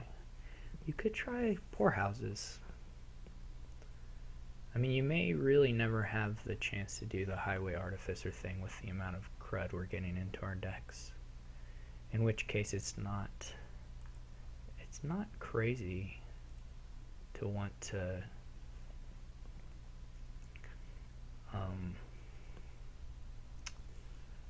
just do that and buy provinces. Like, it's going to be super hard to get the highway Artificer chain. I mean, you only have to get it once and you empty, you know, but that would be difficult. Certainly you want to pursue all the orchard stuff that you can, I think. At least get get most all of them. Yeah, sure, I'll take that now, since now's the only time it's going to do me any good. Let's get a counterfeit.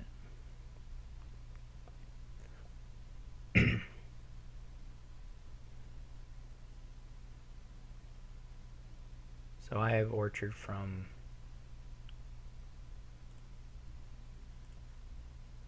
whatchamacallit. We can also just end up with piles running.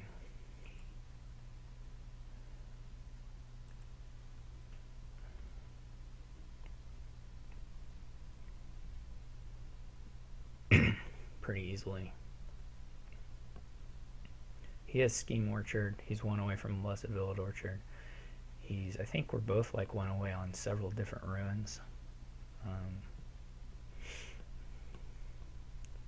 There's no particular reason I can't get Scheme as well as Artificer and Poorhouse, and hopefully Highway 2. There's not a lot to do. What I'm going to say is I think building via buying the actions or greening via buying the actions for a while is pretty okay. You don't need to. I'm not sure about a second counterfeit, to be honest. They're of course good with spoils, but maybe not exactly what you want. So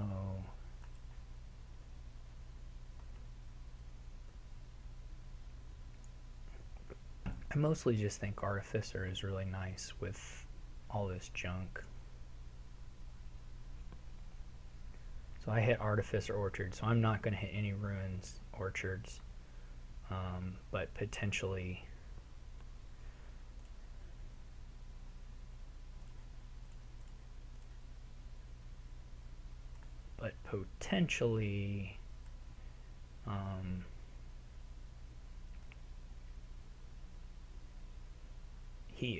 he might have 2 ruin markets. Can't decide if I want a guide or a scheme. Let's go with a scheme. So that was for him. I think it's okay. I think it's still worth it to add it in there. Lost Art's Poorhouse is not bad.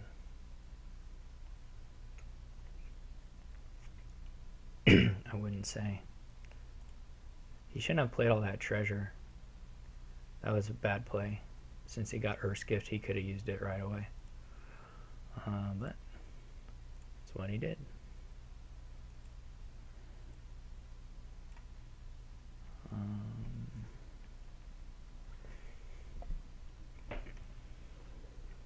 I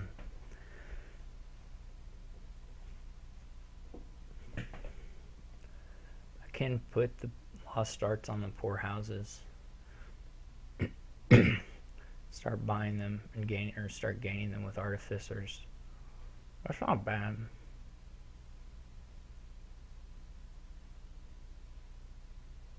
If I counterfeit, yeah, I don't need. I'm getting 3 buys. So if I counterfeit a spoils, I can do a little bit extra. I can Lost Arts Poorhouse, buy Poorhouse, Poorhouse. I'm probably just gaining those though for the most part. I might be able to buy Guide Poorhouse. Where does that put me at? It would put me at 2. That would put me at 9. It would put me at 9. So it would be like Beggar Poorhouse, so that's not really worth it. It should be more if I did this math right. 1, 2, 3, 4, 5, 6, 7. Doing the spoil should be like way more. It should be 11, right? 1, 2, 5, 8, 9. Maybe I'm confused. Yeah, I guess I'm just dumb.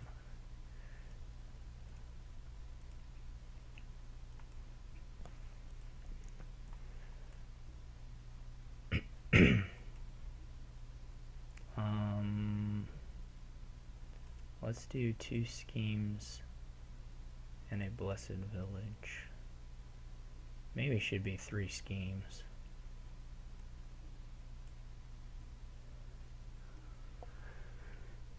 Probably should be 3 schemes. He also, maybe he didn't have a treasure. I guess maybe that's why he did it in that order. Because if you had a treasure, you want to do it first, of course. He could have easily just not had a treasure in either hand. That would be not at all strange. So I think he has Guide Scheme, Blessed Village, and Ruin Market for his orchard stuff right now.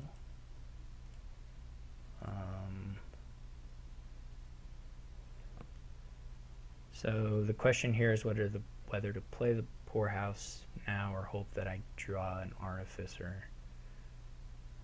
But I think I just play it. Look at all these ruined libraries.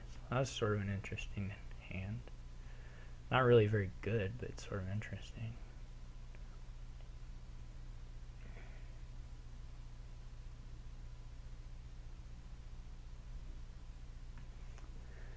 I probably will be able to buy provinces.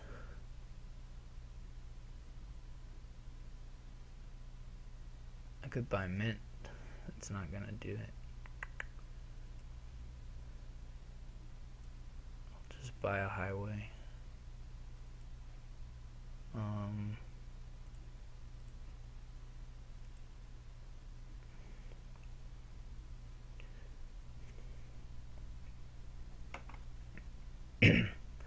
I'm gonna start buying provinces.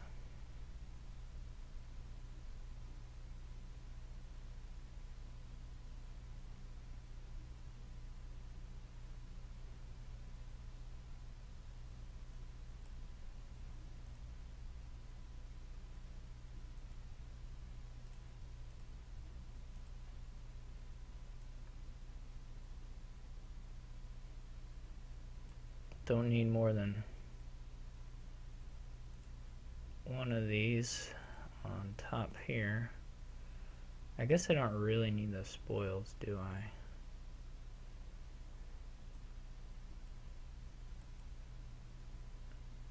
They're probably still good to have in the deck.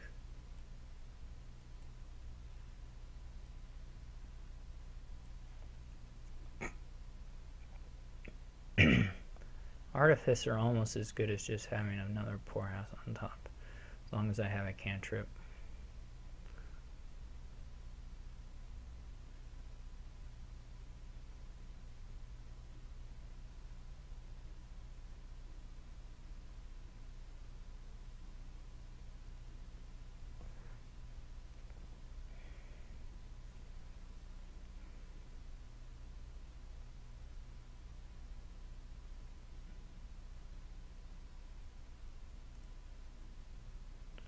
So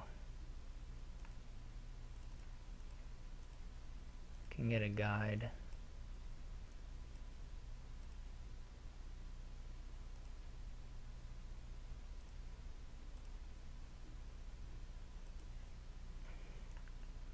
So I'm 1 away from highway, 2 away from guide.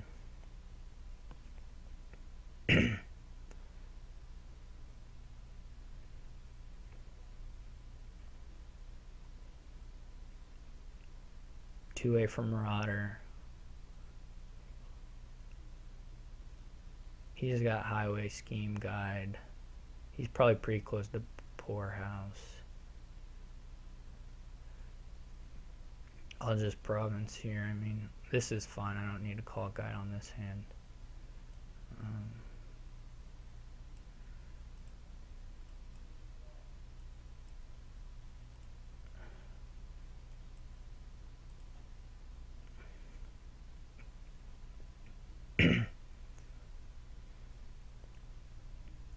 Here, I'll take a guide. I guess I can call, actually. I'll call. Try to find some artificers.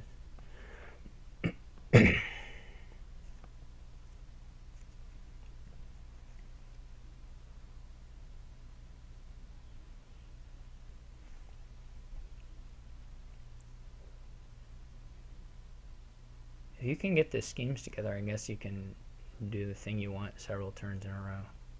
Probably.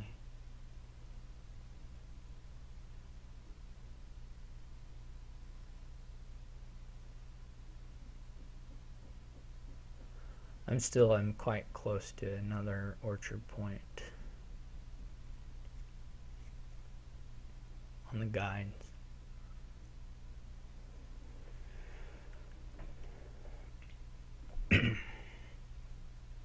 This is not the deck I planned on building from the start, but I like it.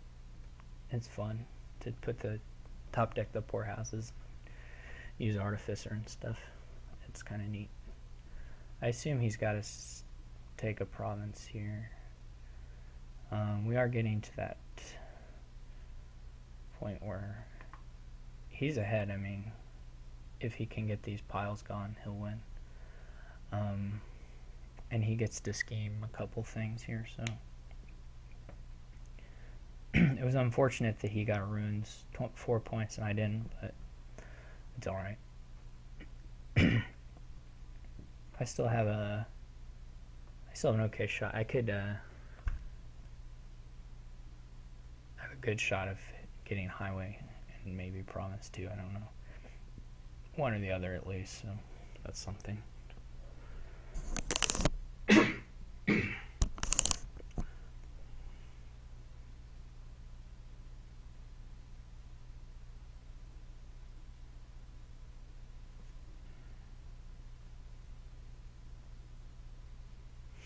Poor house is so low.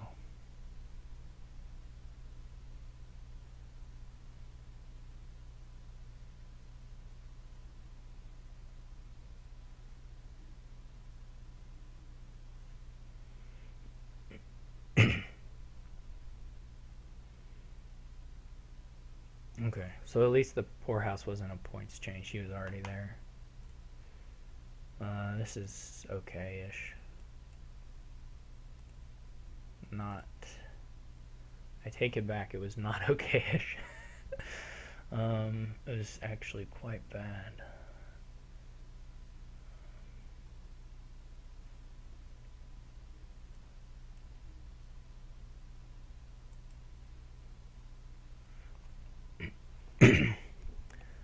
I don't actually know what this scheme should be here, but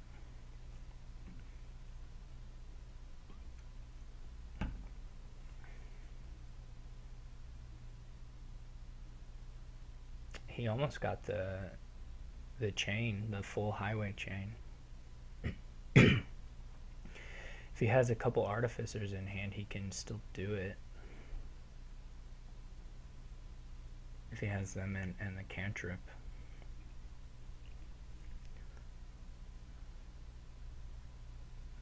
Oh.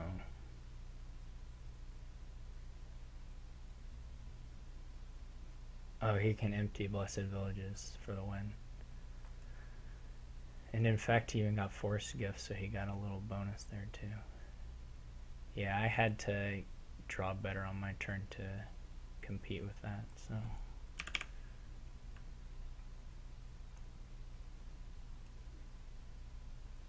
Alright, so that's a win for him.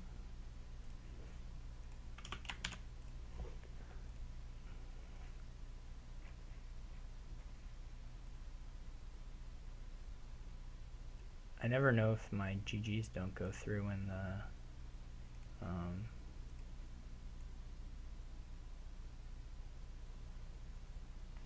I know sometimes the GGs can get messed up if you do the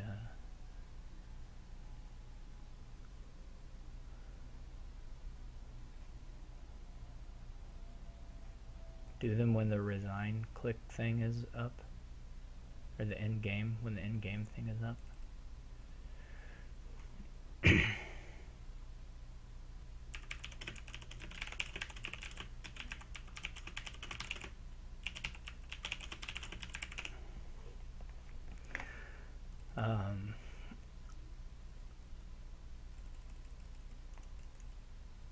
So this looks like a very big quarry board. I would think. What are the druid things? Not good. But buy good. Buy is good. Though you can get it from Ranger. So he may be able to do Expedition. I can't really. Or it's not that good for me anyway to do Expedition. I don't think.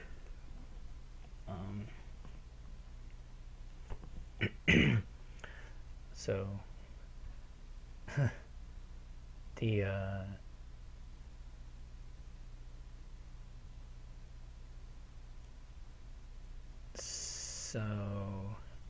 I mean, Wind's Gift is alright, but not super great to play at the end of your turns. I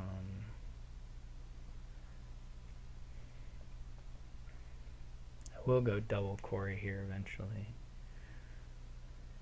For sure, for sure.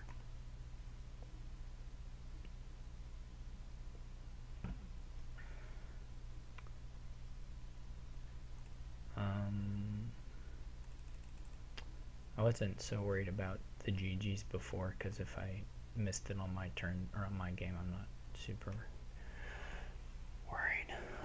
But on his win, I would rather say it. I think it would be totally okay for him to Expedition. I don't think you'd want a silver in this deck, especially. So I would try to play without it if I thought I could get away with it. I think.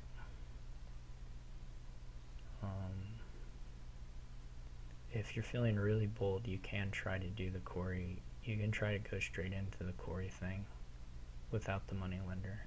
It will just be somewhat inconsistent, I think. This is not good, or it's not particularly good. I will be able to Border Village Quarry, so that's alright. He is also able to Border Village Quarry, though, without doing any work for it, so he probably wants a Ranger, maybe not.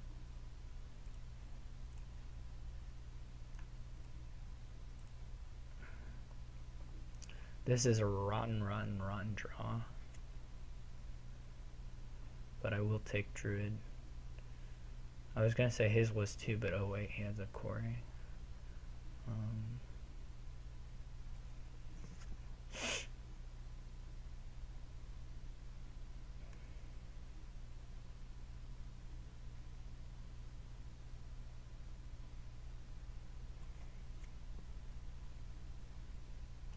If the Druid had any of the gaining stuff, it would be okay-ish. But these are just sad. Pretty sad, I mean. We'll see when we play it.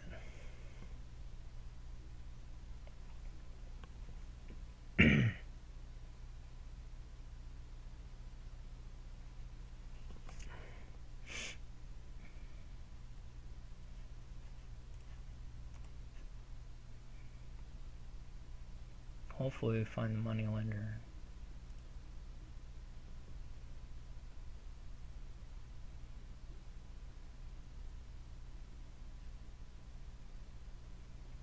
Probably go with Hunter here, although I could go Border Village Ranger already.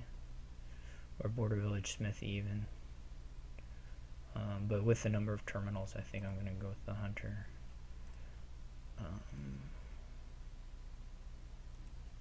The hunting party, that is.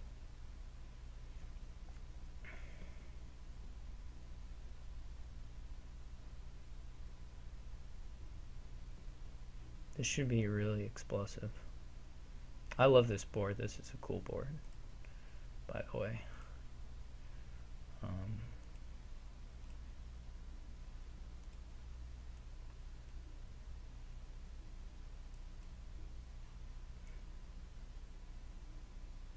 Didn't have to reveal all that necessarily, but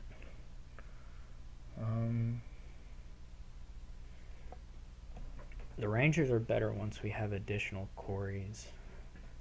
The Smithy is actually a little better at this stage. I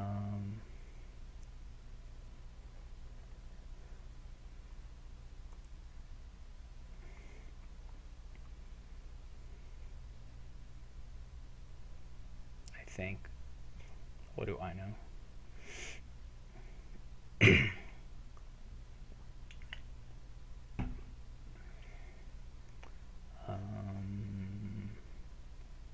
guess I'm going to draw a copper. I will buy a second quarry.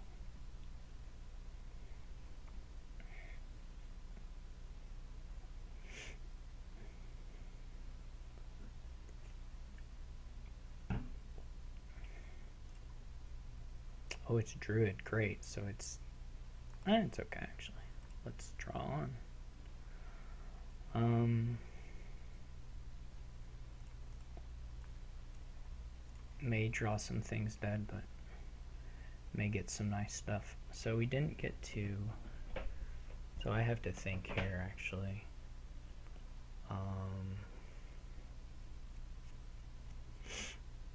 We do have 2 buys, okay. So never mind. I think we will go with... what does 2 buys get us? Maybe an expedition and a ranger. Or a quarry and a ranger. Or a quarry and a smithy. This is all okay-ish.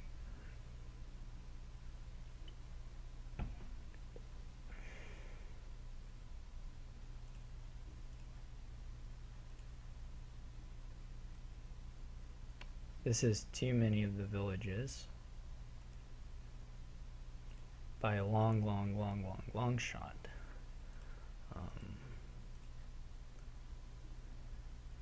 This is a nice number of the quarries, though, with buy.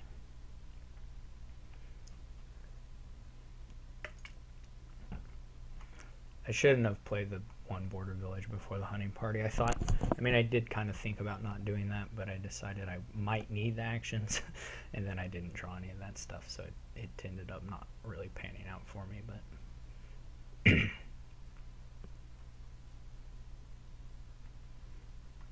we will just pile out here, like easy, super easy. Hopefully we don't draw too many of the... He has a druid now, okay. So, when did he get a druid? Well, whatever.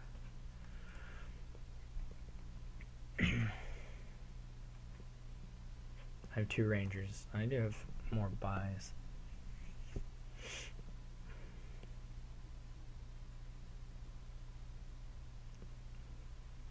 If I find another dollar here,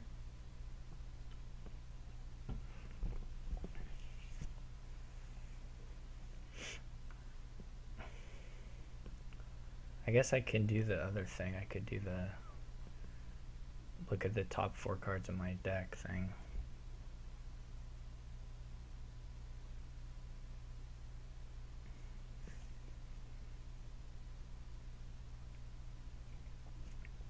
And buy like expedition, farming village is okay. Well, not expedition, farming village, but expedition, farming village anyway. Yeah, maybe I'll do the thing I just said. Alternatively, I could put a border village up there.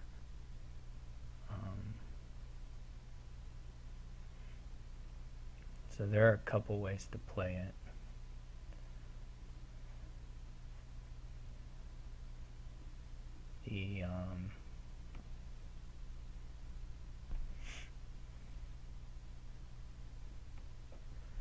So we know there's ranger and smithy in there, so we could put a border village up there in expedition.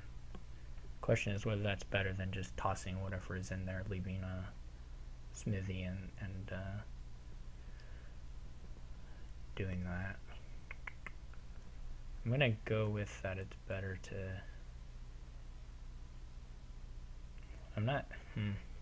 It's really not clear to me, because I don't know exactly what's in there. There may be a border village already in there. I think the answer to that is probably there wasn't. But anyway, this will do a little bit of stuff for us.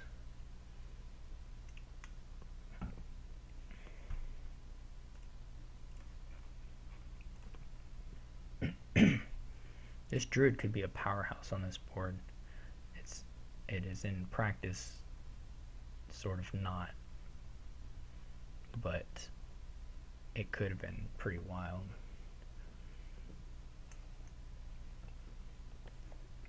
It's good by virtue of having buy, but you know, with Hunting Party you may be able to make some use out of the moon, or whatever it's called, the moon's gift stuff. Got to be very careful with 3 piles here, since we're just right on to them. He is getting a treasure trove already. That is, to me, greedy, but it's not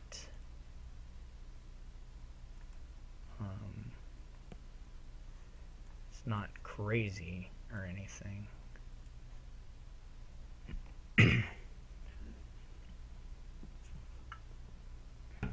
If Druid had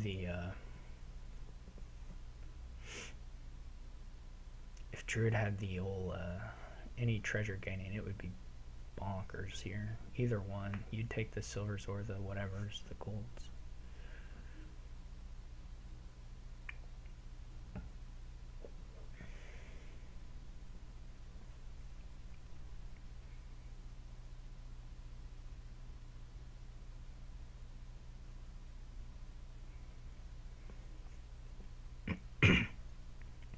I hope he buys the treasure troves and can't keep up. I mean, I hope the treasure troves junk him.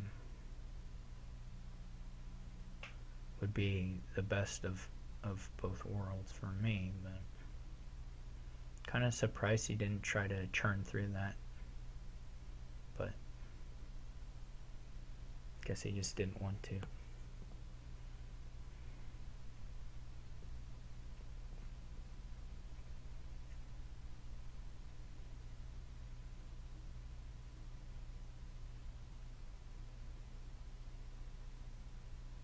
I wonder if he's ready to go ahead and buy the provinces. I would be pretty surprised at that, but it might pan out for him.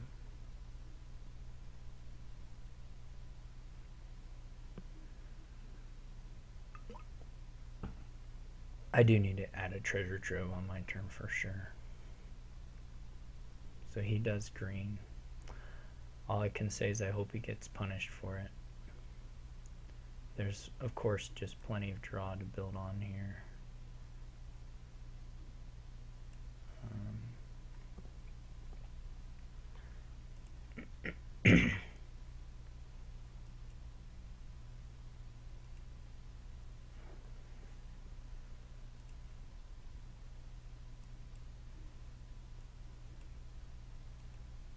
I don't remember if I have a third one or if he has 2 rangers.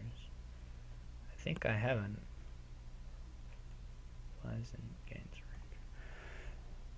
range. There have been 5. It's got to be 3 for me. So we're leaving a smithy on top, or alternatively we're drawing through a little bit.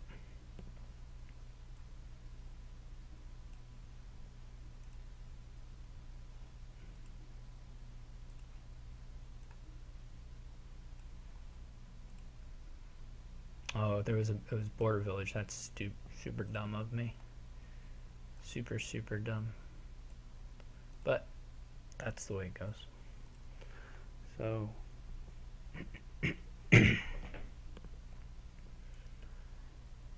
anyway, I will get a treasure trove here.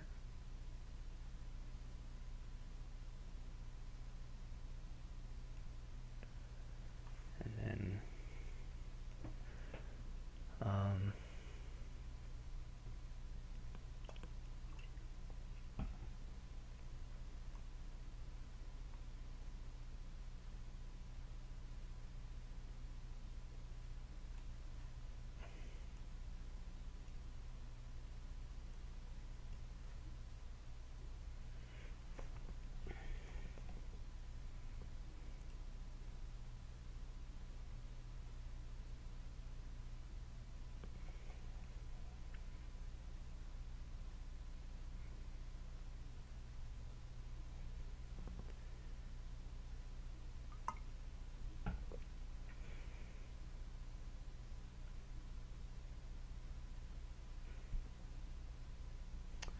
If he does it, if he never stops, I mean, if he never misses, he'll just win, obviously, at this point. So if he's sort of responsible in his greening and expeditioning, he should be okay.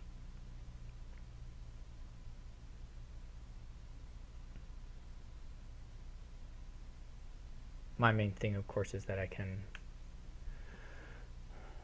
have a little better 3-pile threat, but that's not worth a huge amount when you're behind by 16 points or whatever I'm going to be behind by.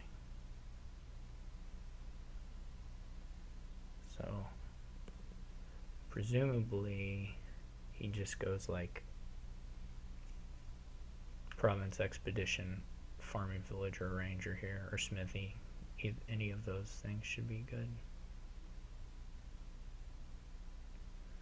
Farming village, smithy. Yeah, it's unfortunate he still has so many buys.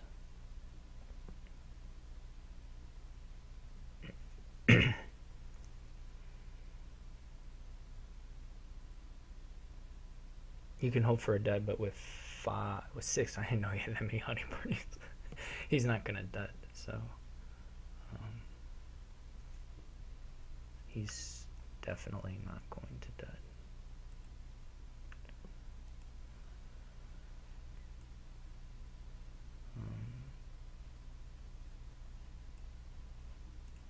It may be worth trying to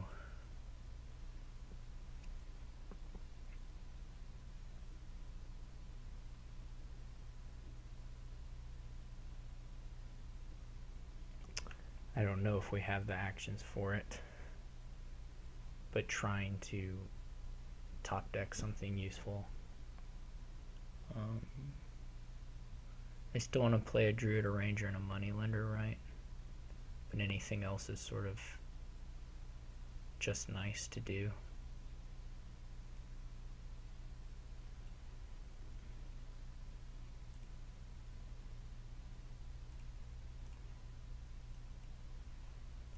So that puts a farming village on top, which I am okay with.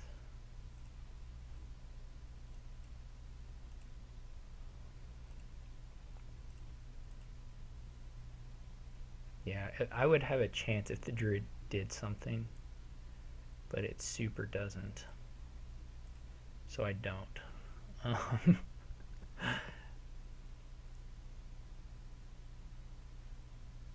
And for a second I was thinking you can like border village into duchies, but you sure cannot do that. I may take an estate.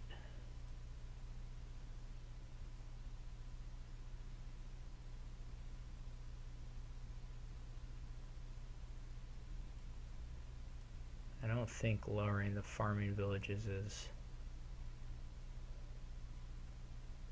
especially relevant right now. I could have thought about I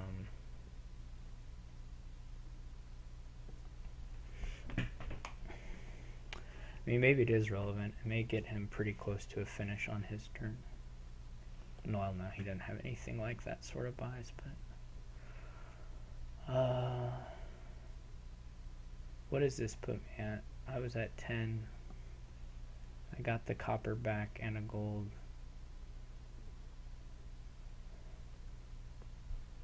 So 13 then the next turn. I mean, that's okay. It's not worth, I was thinking about whether it's worth buying a copper. It's not worth buying a copper.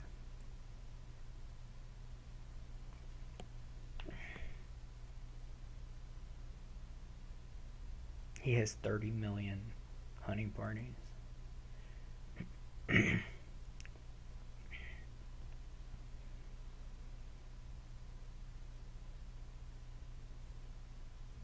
I could have, no, that wouldn't be useful. I could have built in more cash via buys with moneylender, but that just does not, to me, sound like a good idea. They're like 1.5. Like I get a copper moneylender. I could have done it. Like a moneylender there might have been reasonable.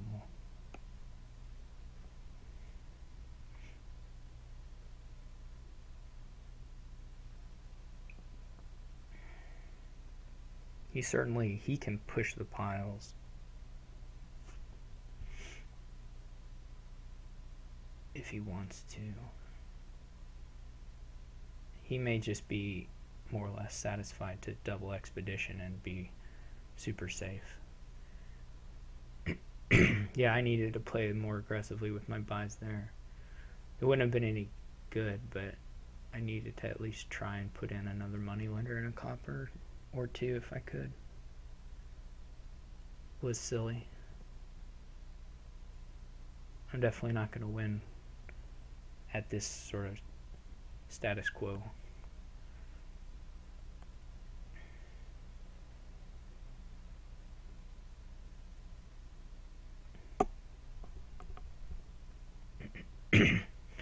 And it was probably a similar situation the previous turn. I think I used all the buys, but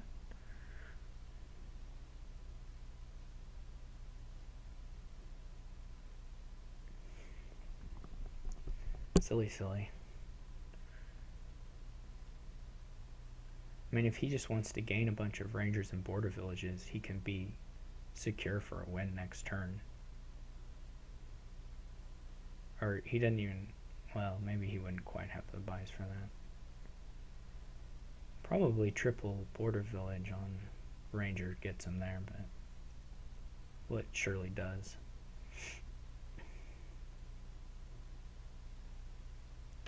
And I can't catch him.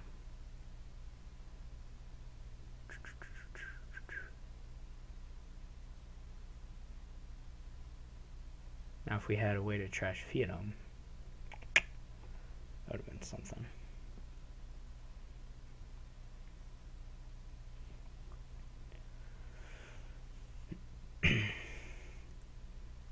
He's just super one here.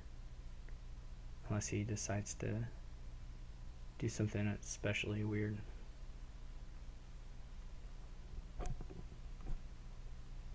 So we're getting to game 5 or game 6.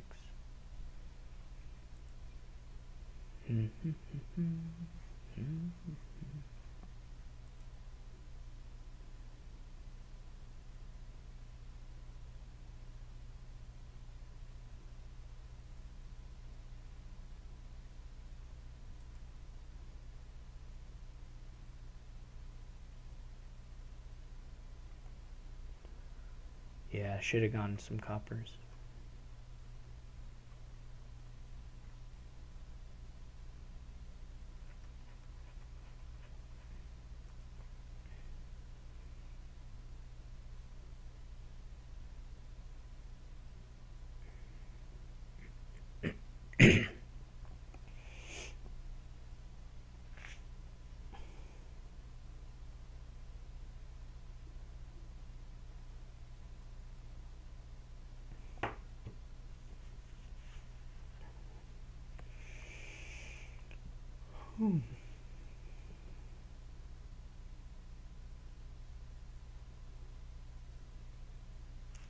Somewhere I guess I probably had a chance to do it. Well, I kind of had a turn or two in there. I mean, it's not too surprising that he was able to get out a turn ahead of me. Well, he was really 2 turns ahead of me. That was the problem.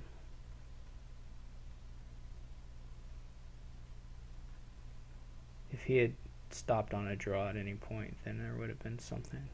But he super duper can do a lot of different things that are so safe.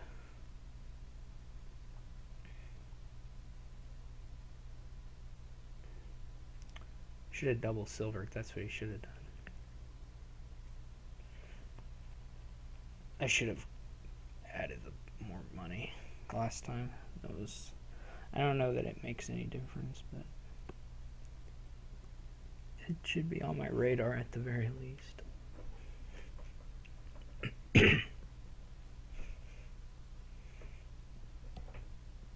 because I could have made buys to make double province possible here, which is not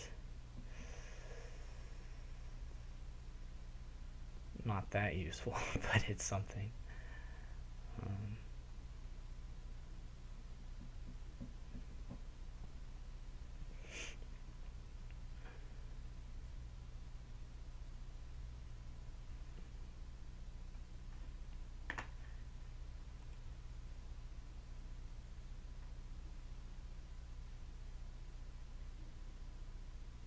So now he's up to 5 buys.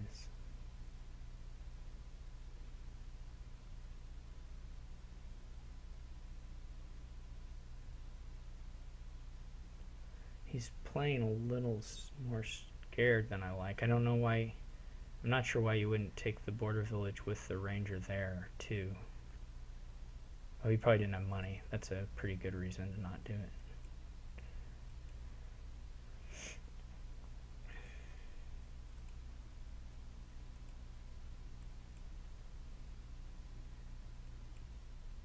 I may still dud.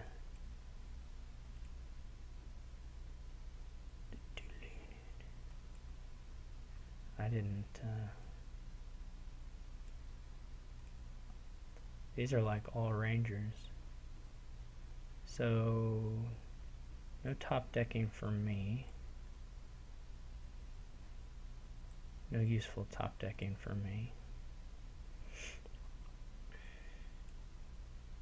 Or, see if he lets me. I don't probably need the buy, but I might need the buy.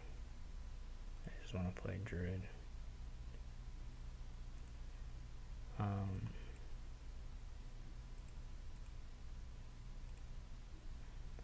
This super doesn't matter.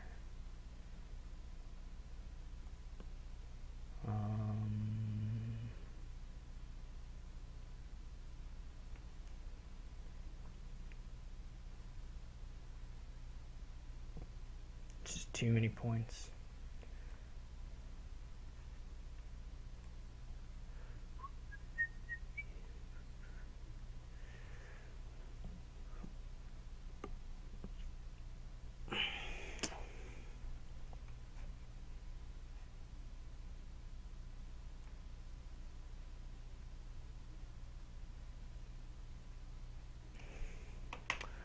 I did overdraw by a little bit. By a couple. Or actually by 3 cards I overdrew. But I've just added 2, 3. I already added 3 cards, right? So I could filter as well if I got through the deck. So he's gonna have 6 buys. Or maybe 7 buys, 6 buys. So he'll just win, right? I mean, he can border village ranger, or border village hunting party, border shaman, blah, blah, blah, blah. But I just am trying to figure out if the farming villages are at all relevant, and I don't think they are.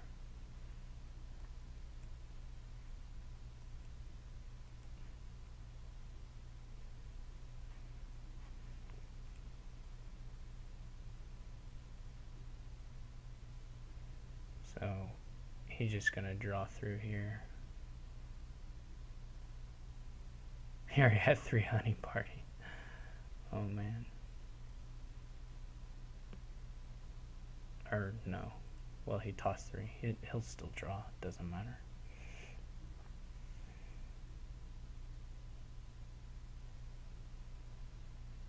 I assume he can just like fast click the actions here. And it's super duper safe.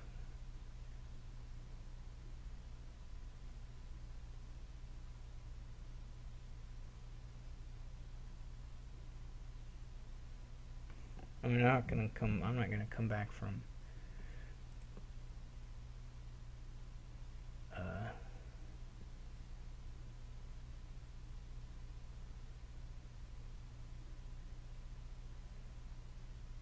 no, I'm not gonna come back from.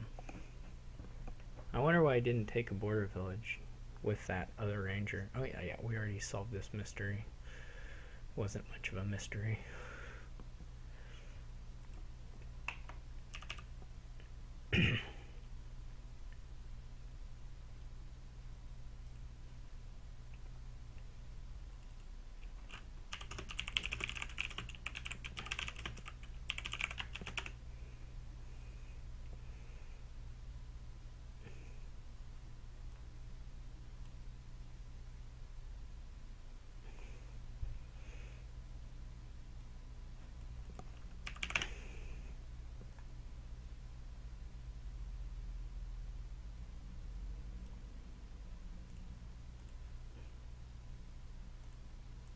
Alright, we're on to game 6.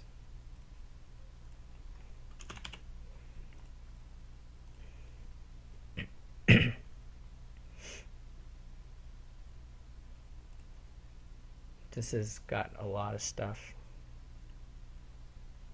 Gonna open remake, I guess, scheme. But it's a very busy board. You can get your draw from a lot of different places that aren't governor. There are a lot of tricks here. Black market potentially very good with Watchtower. And if you can pull a discard attack from out of there, might be really nice.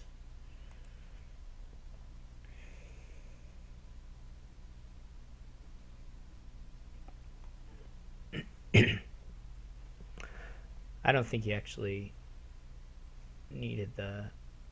I'm not certain what the count was. If he needed all 6 buys, I don't think he did. I think he could do one of the expeditions and it still probably worked.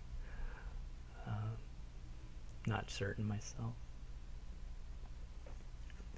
I like this scheme remake here. I think you want to play this schemes pretty fast, but then you can pretty quickly, if you get a 4, swap one of the estates to a Watchtower.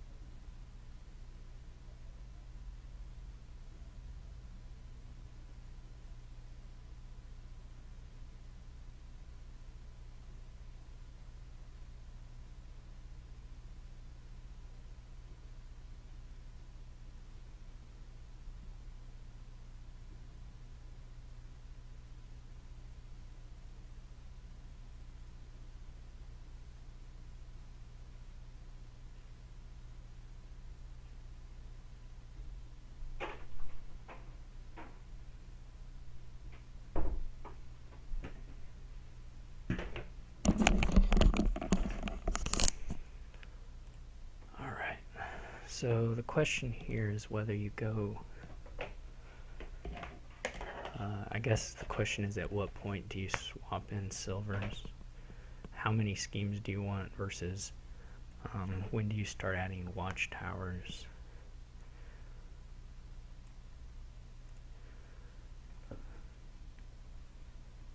Because there's some questions here about the timing of all that stuff. Definitely silvers. You do need to buy workers' villages, probably. So that would be sort of the upside of adding silvers in sooner rather than later. Potential upside there.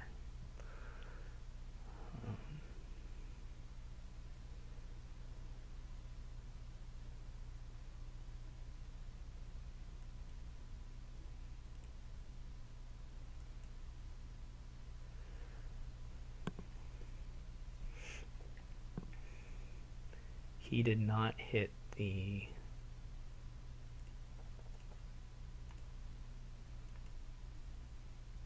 scheme with his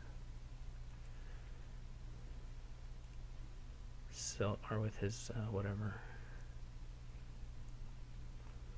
but now he's getting it, so I should be able to finish cleaning pretty easily.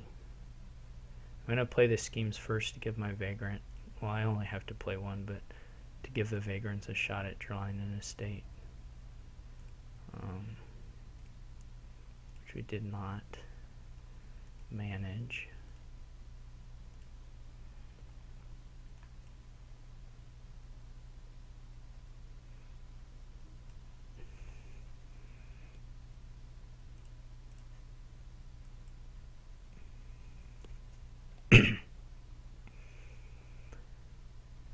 He bought a vagrant.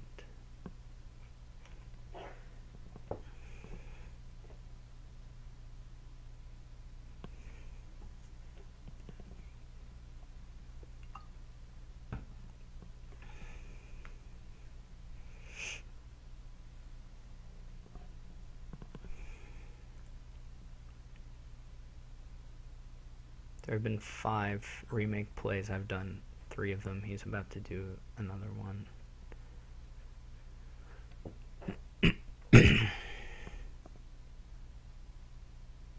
Obviously this workers village only is good for me if I top deck if I draw the scheme. So, or not the scheme, the workers village. Gosh. The workers village is only good if I draw the watchtower, and otherwise it would be better to have the scheme and have the watchtower in the next, or the workers village with the watchtower in the next hand. But if we do draw the watchtower, it's quite nice.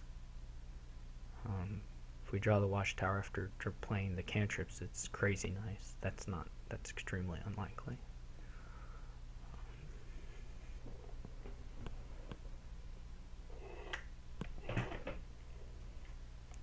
I could, if I wanted to, go up to a governor here, but I don't think that's the play. I'm pretty sure that's not the play, in fact.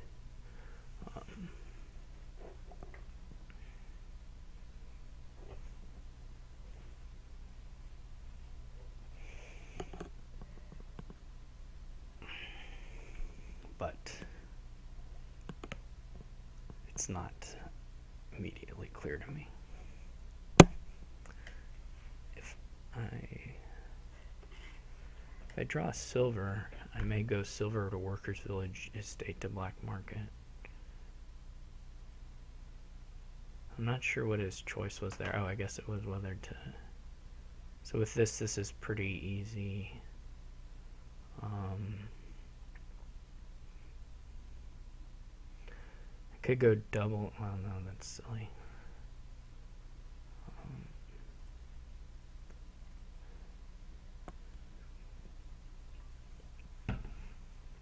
I'm not really sure actually if we want another silver now. Black market would not be bad. We've got like 2 schemes, 2.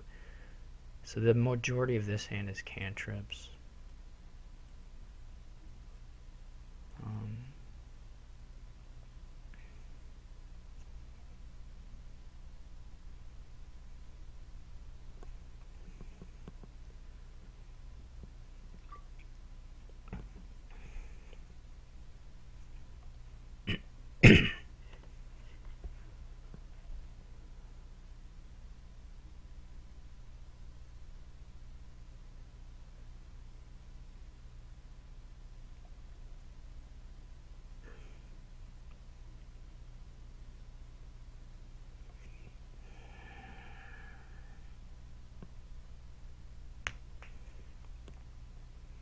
He's getting a watchtower now. I assume buys the worker village, yeah. So our decks, I think, are pretty much identical.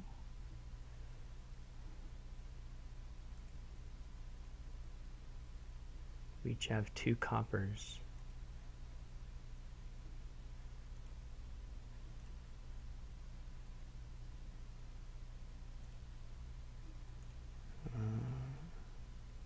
Okay.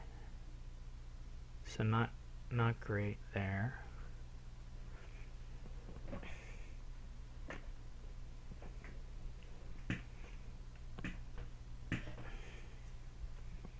This one is not clear to me.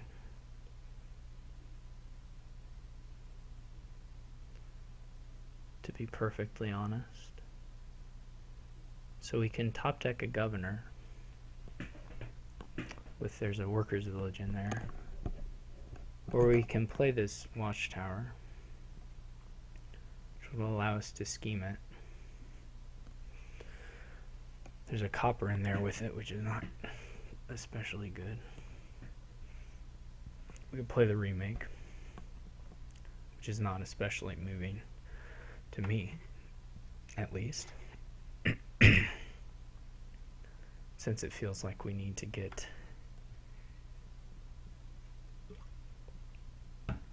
a governor with a $5 hand for sure. There would have been different options if we had drawn the Workers' Village sooner, because we could have done copper and a vagrant, and so that's not all clear to me how that should have played out. But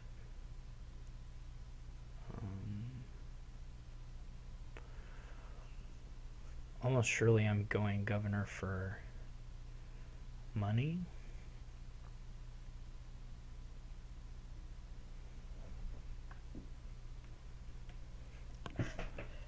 Or a remodel, one of those two.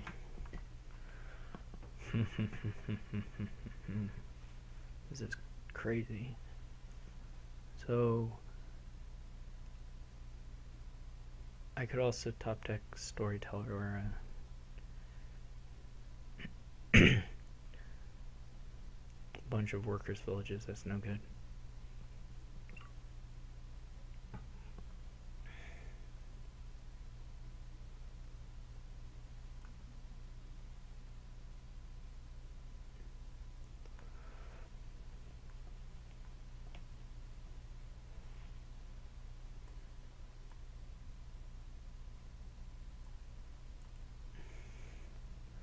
I could have thrown an envoy. That wouldn't have made a lot of sense.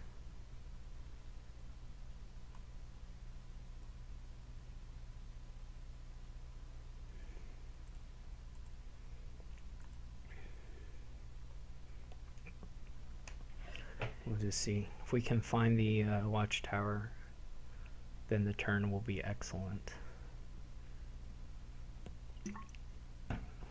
But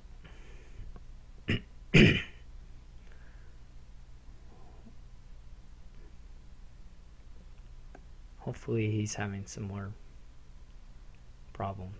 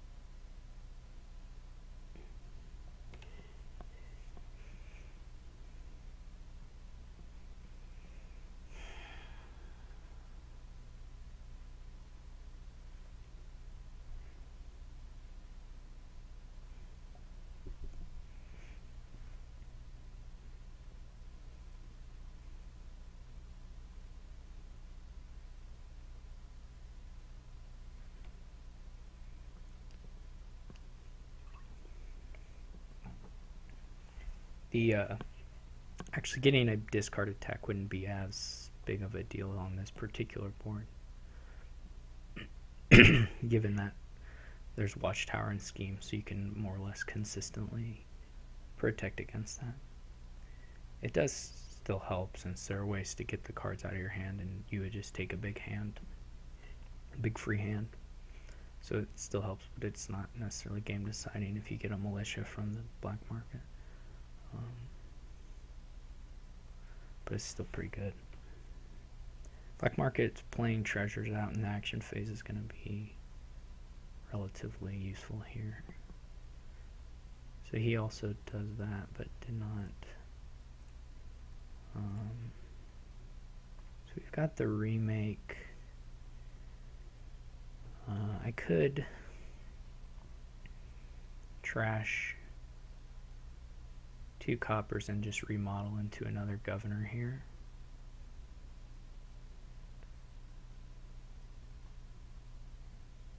Which seems alright to me.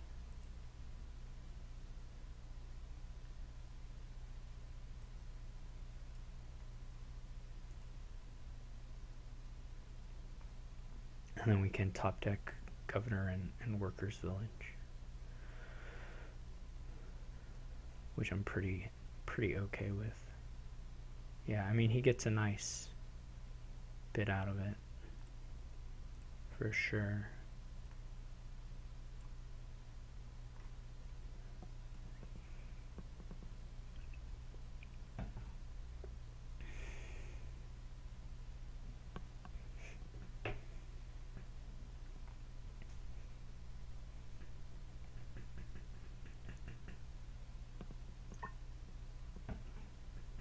We'll see if he does governor remodel or not. So my coppers are gone. I certainly need more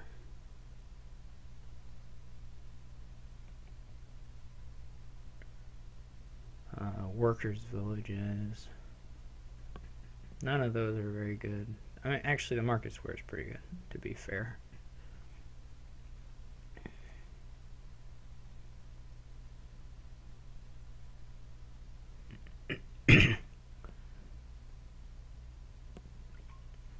But not as good as those buys, which look quite good.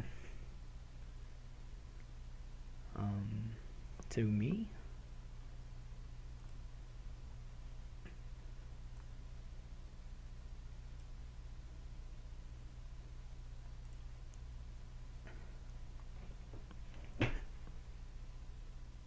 The thing about the remodel move here is that it does let them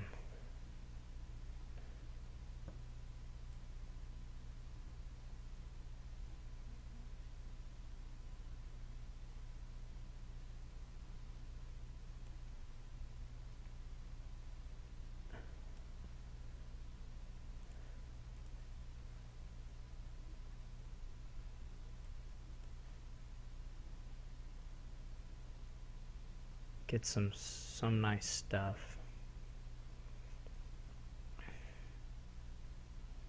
And then of course they top deck watchtower with a workers village, so they just draw them through.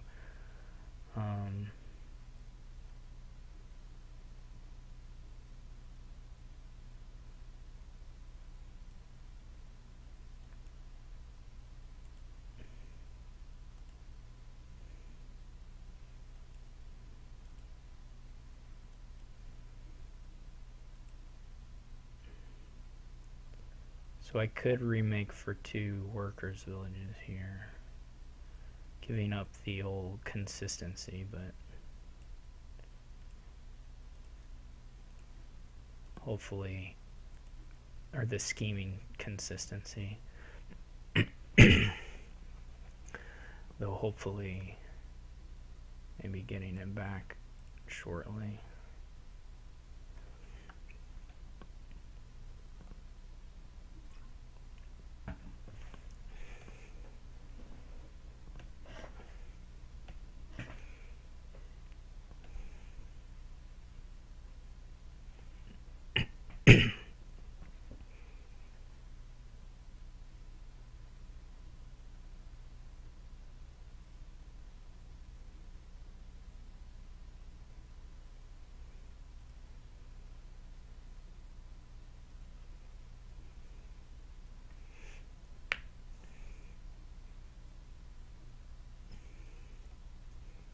The curse pile out will be a real thing, but so will other pile outs.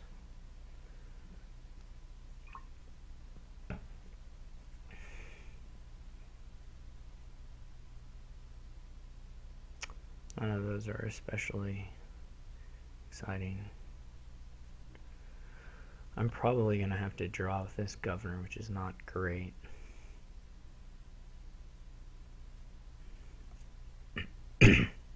Because I didn't get my schemes down last time. I chose not to, of course, but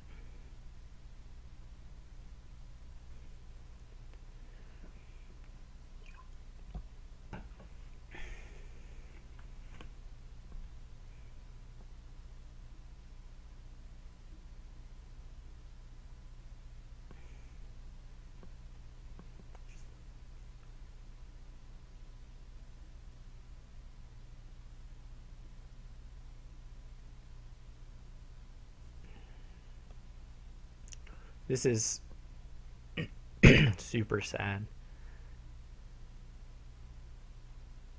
to be honest.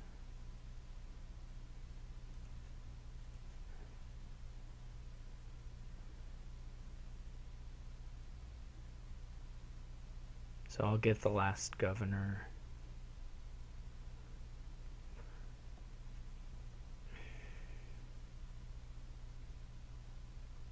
I don't know what that split will make. It may just be 5-5. Never mind, I may not get jack squat.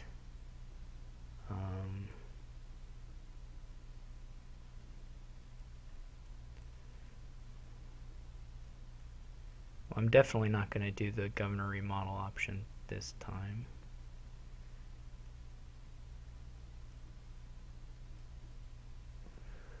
So unfortunately I didn't have the remake in hand.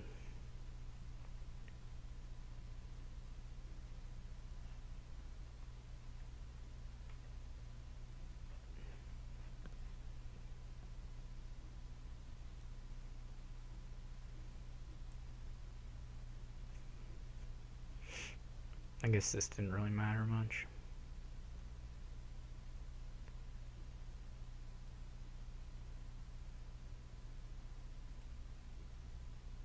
Well, these are okay.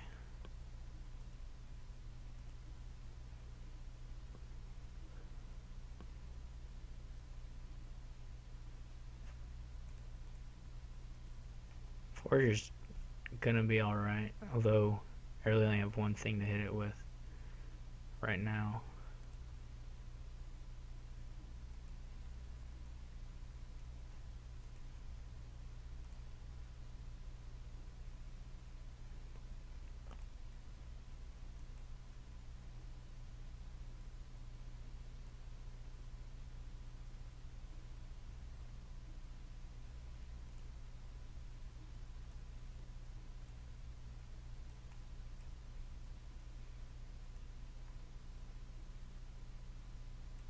So we did go 5-5 on the old governor split.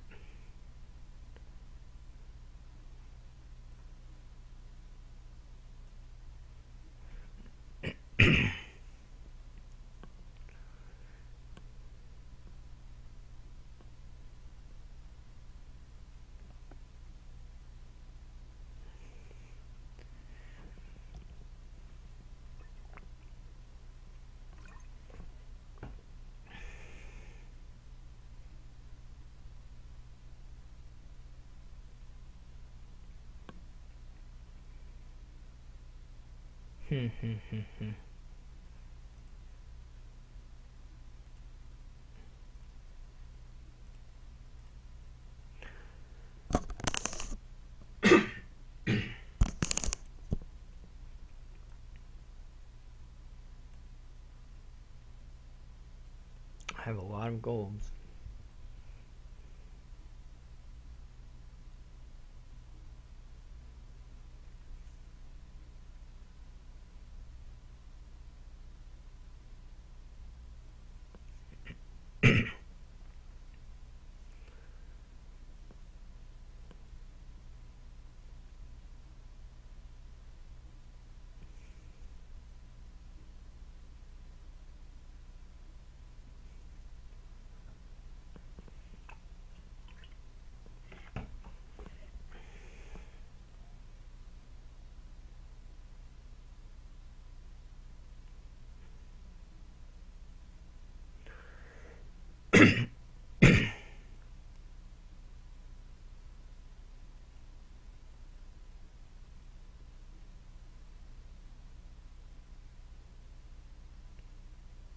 Actually, I wonder if he'll let me undo that. I don't really want to top deck it. I do want the silver, but I don't want to top deck it. If I had a second Workers Village or a second card I knew I wanted to remake, I could do it, but not with this hand. It doesn't make sense.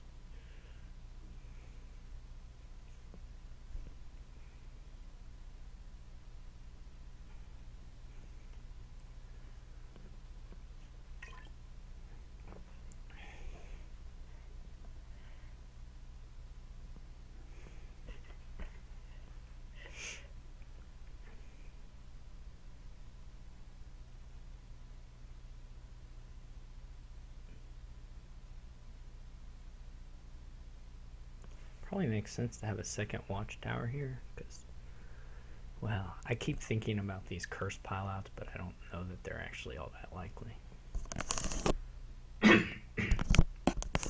Well, I can say with some confidence they're not likely at all, but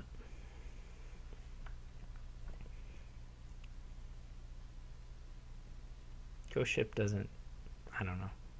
It's fine. It doesn't scare me that much. We'll see if it beats me up in the end or not, but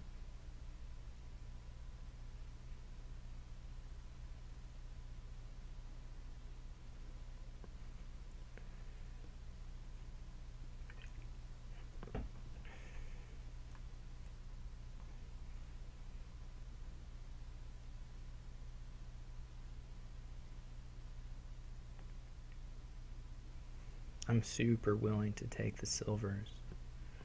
I'm not sure why.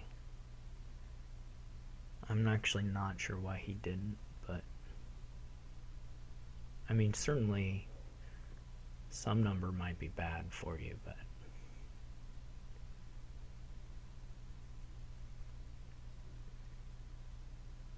the Ghost Ship definitely hurts. Like, to not start with a big hand, which you can then decrease yourself, which we can do quite easily, is a pain.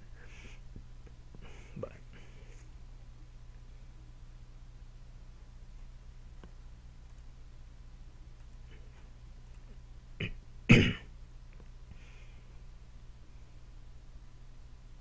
he has not played his Watchtower yet. So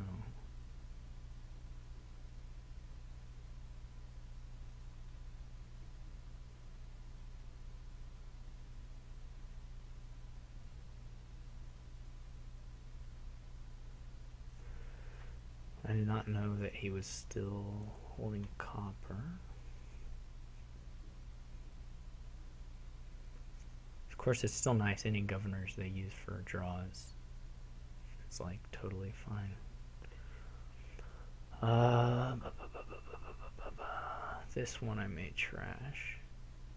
I'm not sure though. If I play the Storyteller, I'll probably get to use it.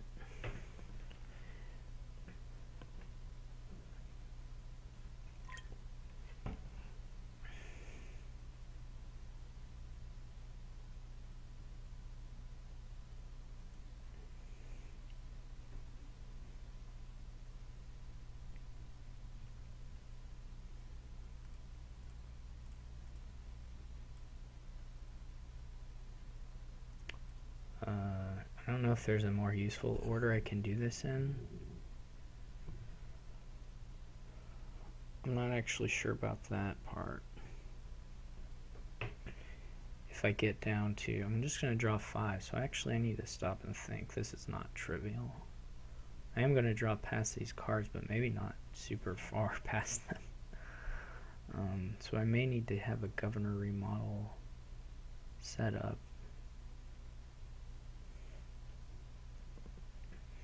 Like, I may want to go for gold, or go for some provinces this turn. How many golds did I have?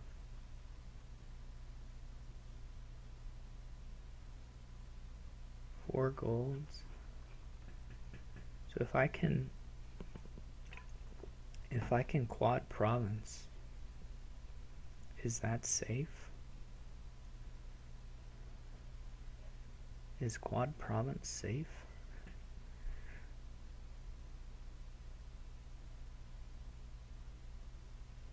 Should I try to quad province?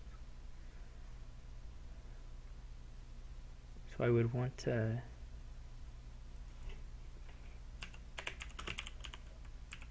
I think the last card I click will be the one on top, I believe. So I think I want to go like this.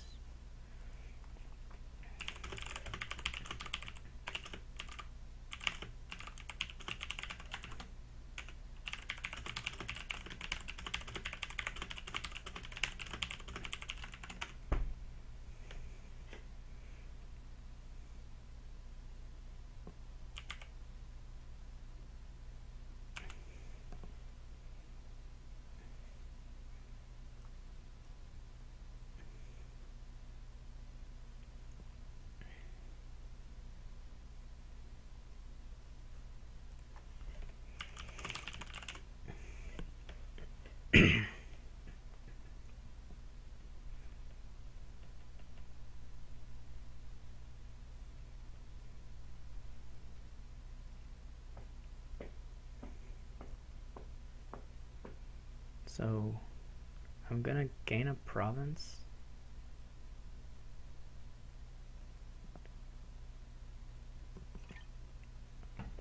I think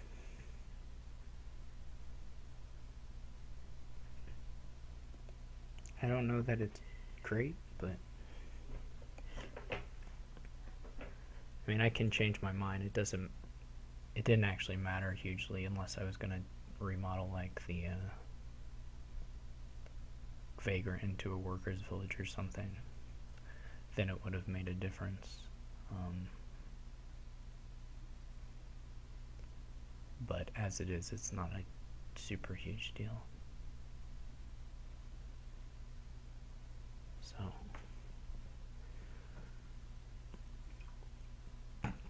I guess he's thinking about whether he needs to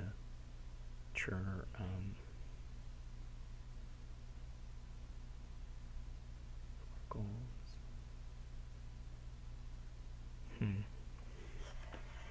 If I can't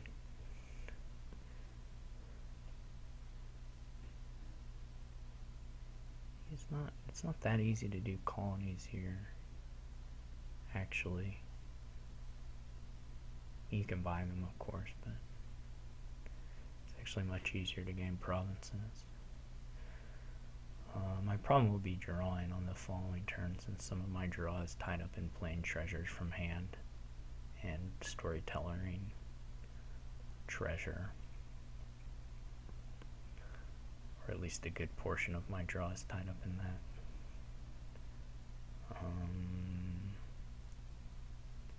Yeah, so if I didn't want to do what I'm gonna maybe do, I would have wanted to put the vagrant on top so that I could remodel it into a workers' village.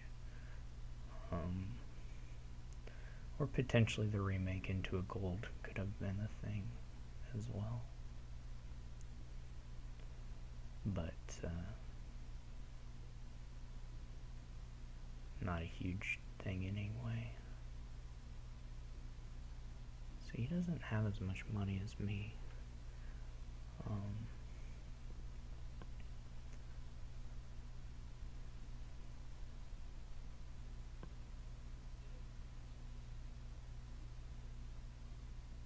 Of course, on this particular board, getting 5 for 6 provinces is not winning because of the ability for your opponent to just buy some colonies.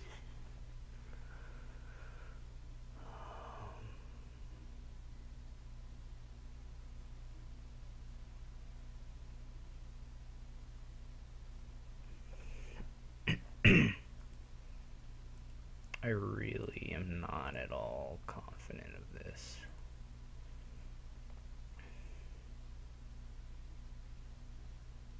What's more, this could just, my draw could stop here pretty easily.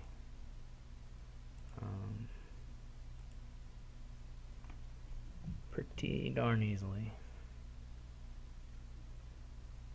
I'm gonna most likely have to use one governor for draw.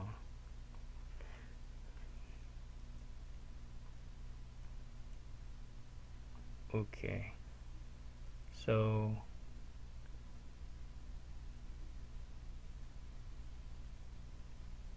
we can gain golds and draw a bunch of cards. There's currently 3 silvers and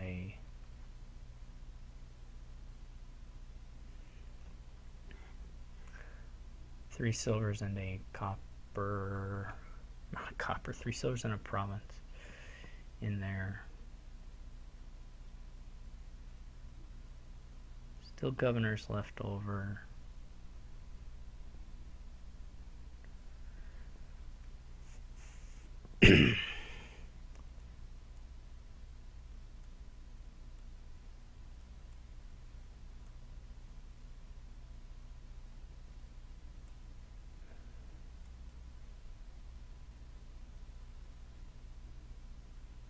None of these are terrifically exciting to me. I mean, unless I thought there was a way to finish right now on workers' villages.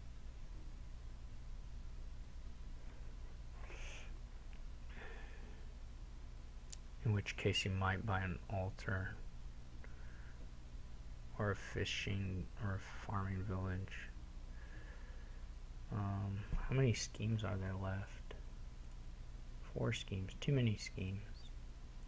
Well, now I just can't see what any of my stuff is. Hopefully it changes when I play something, but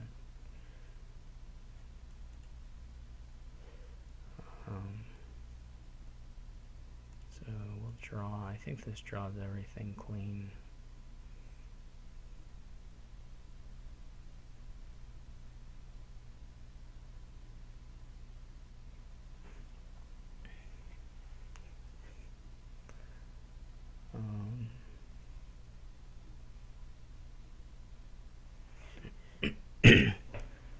Clearly a question here of whether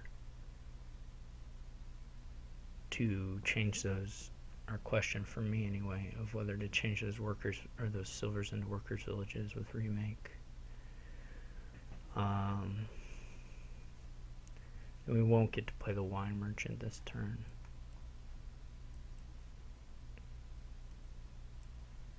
So that's a question. Can also go silver, workers village, wine merchant, gold, since the wine merchant is sort of crappy anyway. That would leave me with $15. No, $16.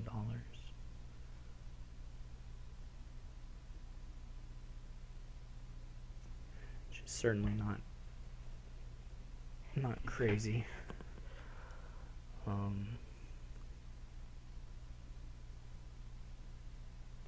And to have another gold is okay.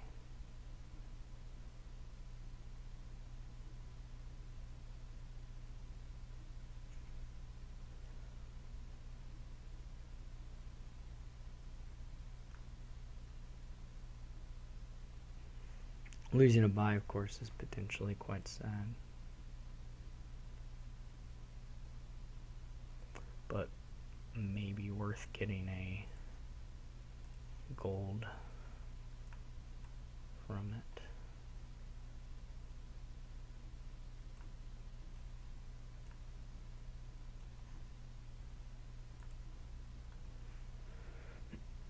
it. So the question here is whether this scheme should be like Workers Village, Watchtower, or whether it should involve a storyteller.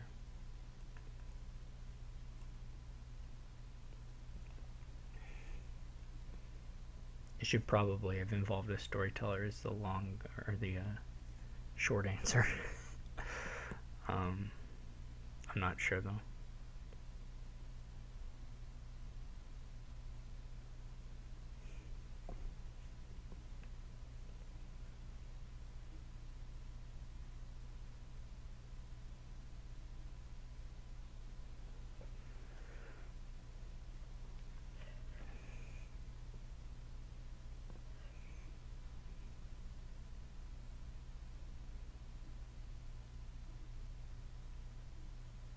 Of course, if he isn't able to green much here, which he ought to be able to, he's going to have the deck and then be able to play his treasures out of hand and redraw them, or redraw stuff. So exactly how much money is not clear to me, but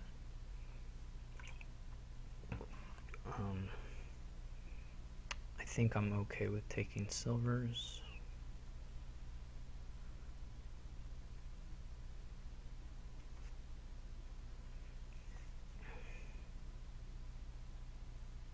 This, of course, doesn't actually see a whole lot, my current hand, unless he draws me some more.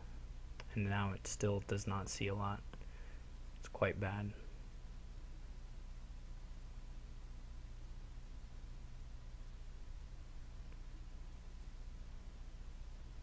But I don't have... I mean, the only thing I could have put on top instead was like a governor with a storyteller is maybe the actual best thing for kicking off. This hand has extremely good odds of drawing totally dead.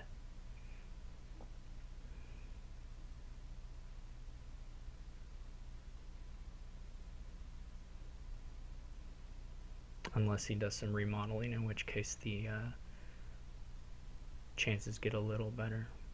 It would not be bad to be able to do some islanding here. It would be quite nice. That's probably what I would go for if I did get a chance to do a remodel. So I would keep the silver with the workers' village and the watchtower.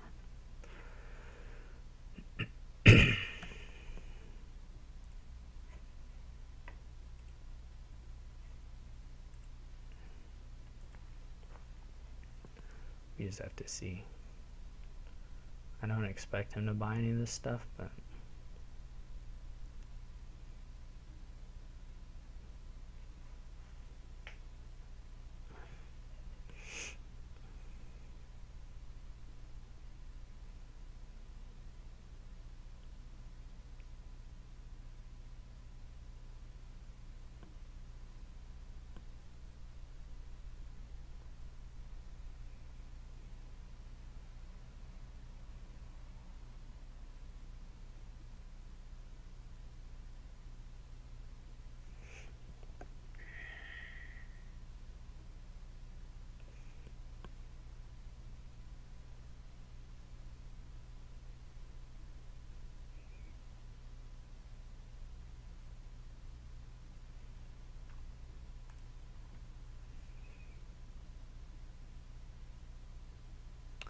I do find the storyteller, then the silvers are just money. Like, they're just straight up cash for me. Not to mention remodel target or remake targets.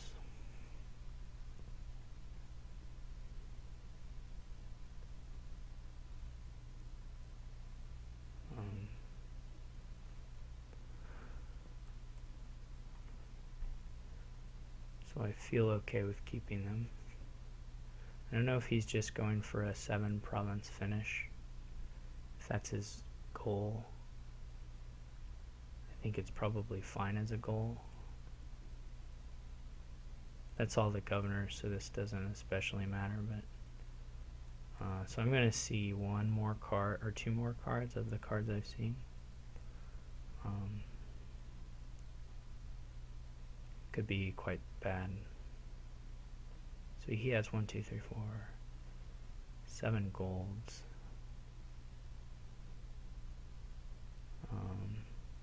My best bet here really is finding a win, but that's not gonna happen.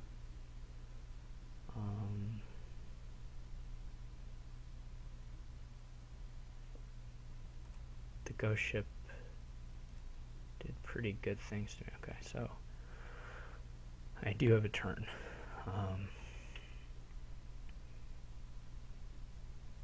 So it's almost certainly got to be looking for a finish on schemes and workers' villages, or potentially vagrants. Vagrants are less money, so if I have the buys, vagrants might be the play. Anyway, this part of the turn is easy. I don't want to remodel at all for or I probably don't want to remodel for points. I gotta think about this. I don't need that much money to empty the vagrants, which is good.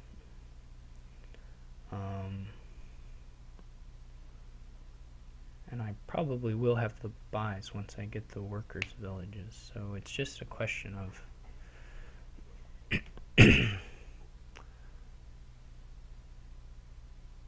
whether he defensive trashes for some kind of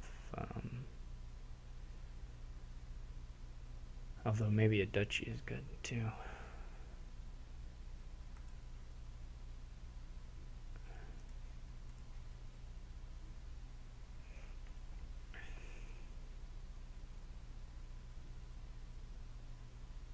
Okay, so I have the lead, so I just have to look for this workers' village vagrant pile out.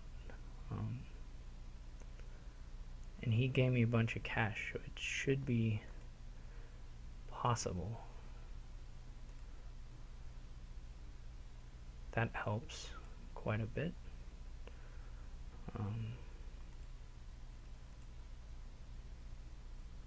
if I understand the situation, it should be more than possible. It should be guaranteed at this point, I think.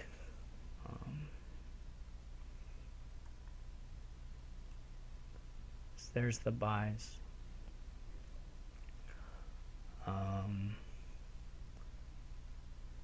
We can get the workers' villages here on a remake. We can for sure draw it all, and there'll be $10 in there. So that's it. He needed to score more points on his turn.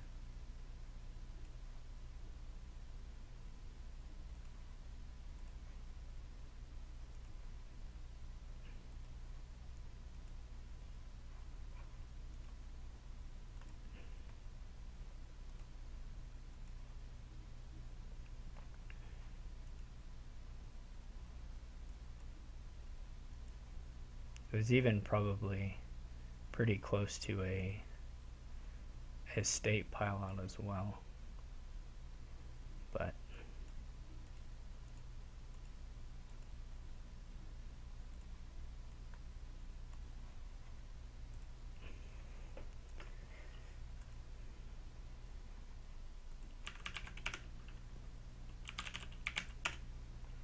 alright, so we finished it. Took a while, but we got there. Thanks vsiewnar for a great match. Thanks everyone for listening and watching. Hope you enjoyed it. And I will see you in the final four.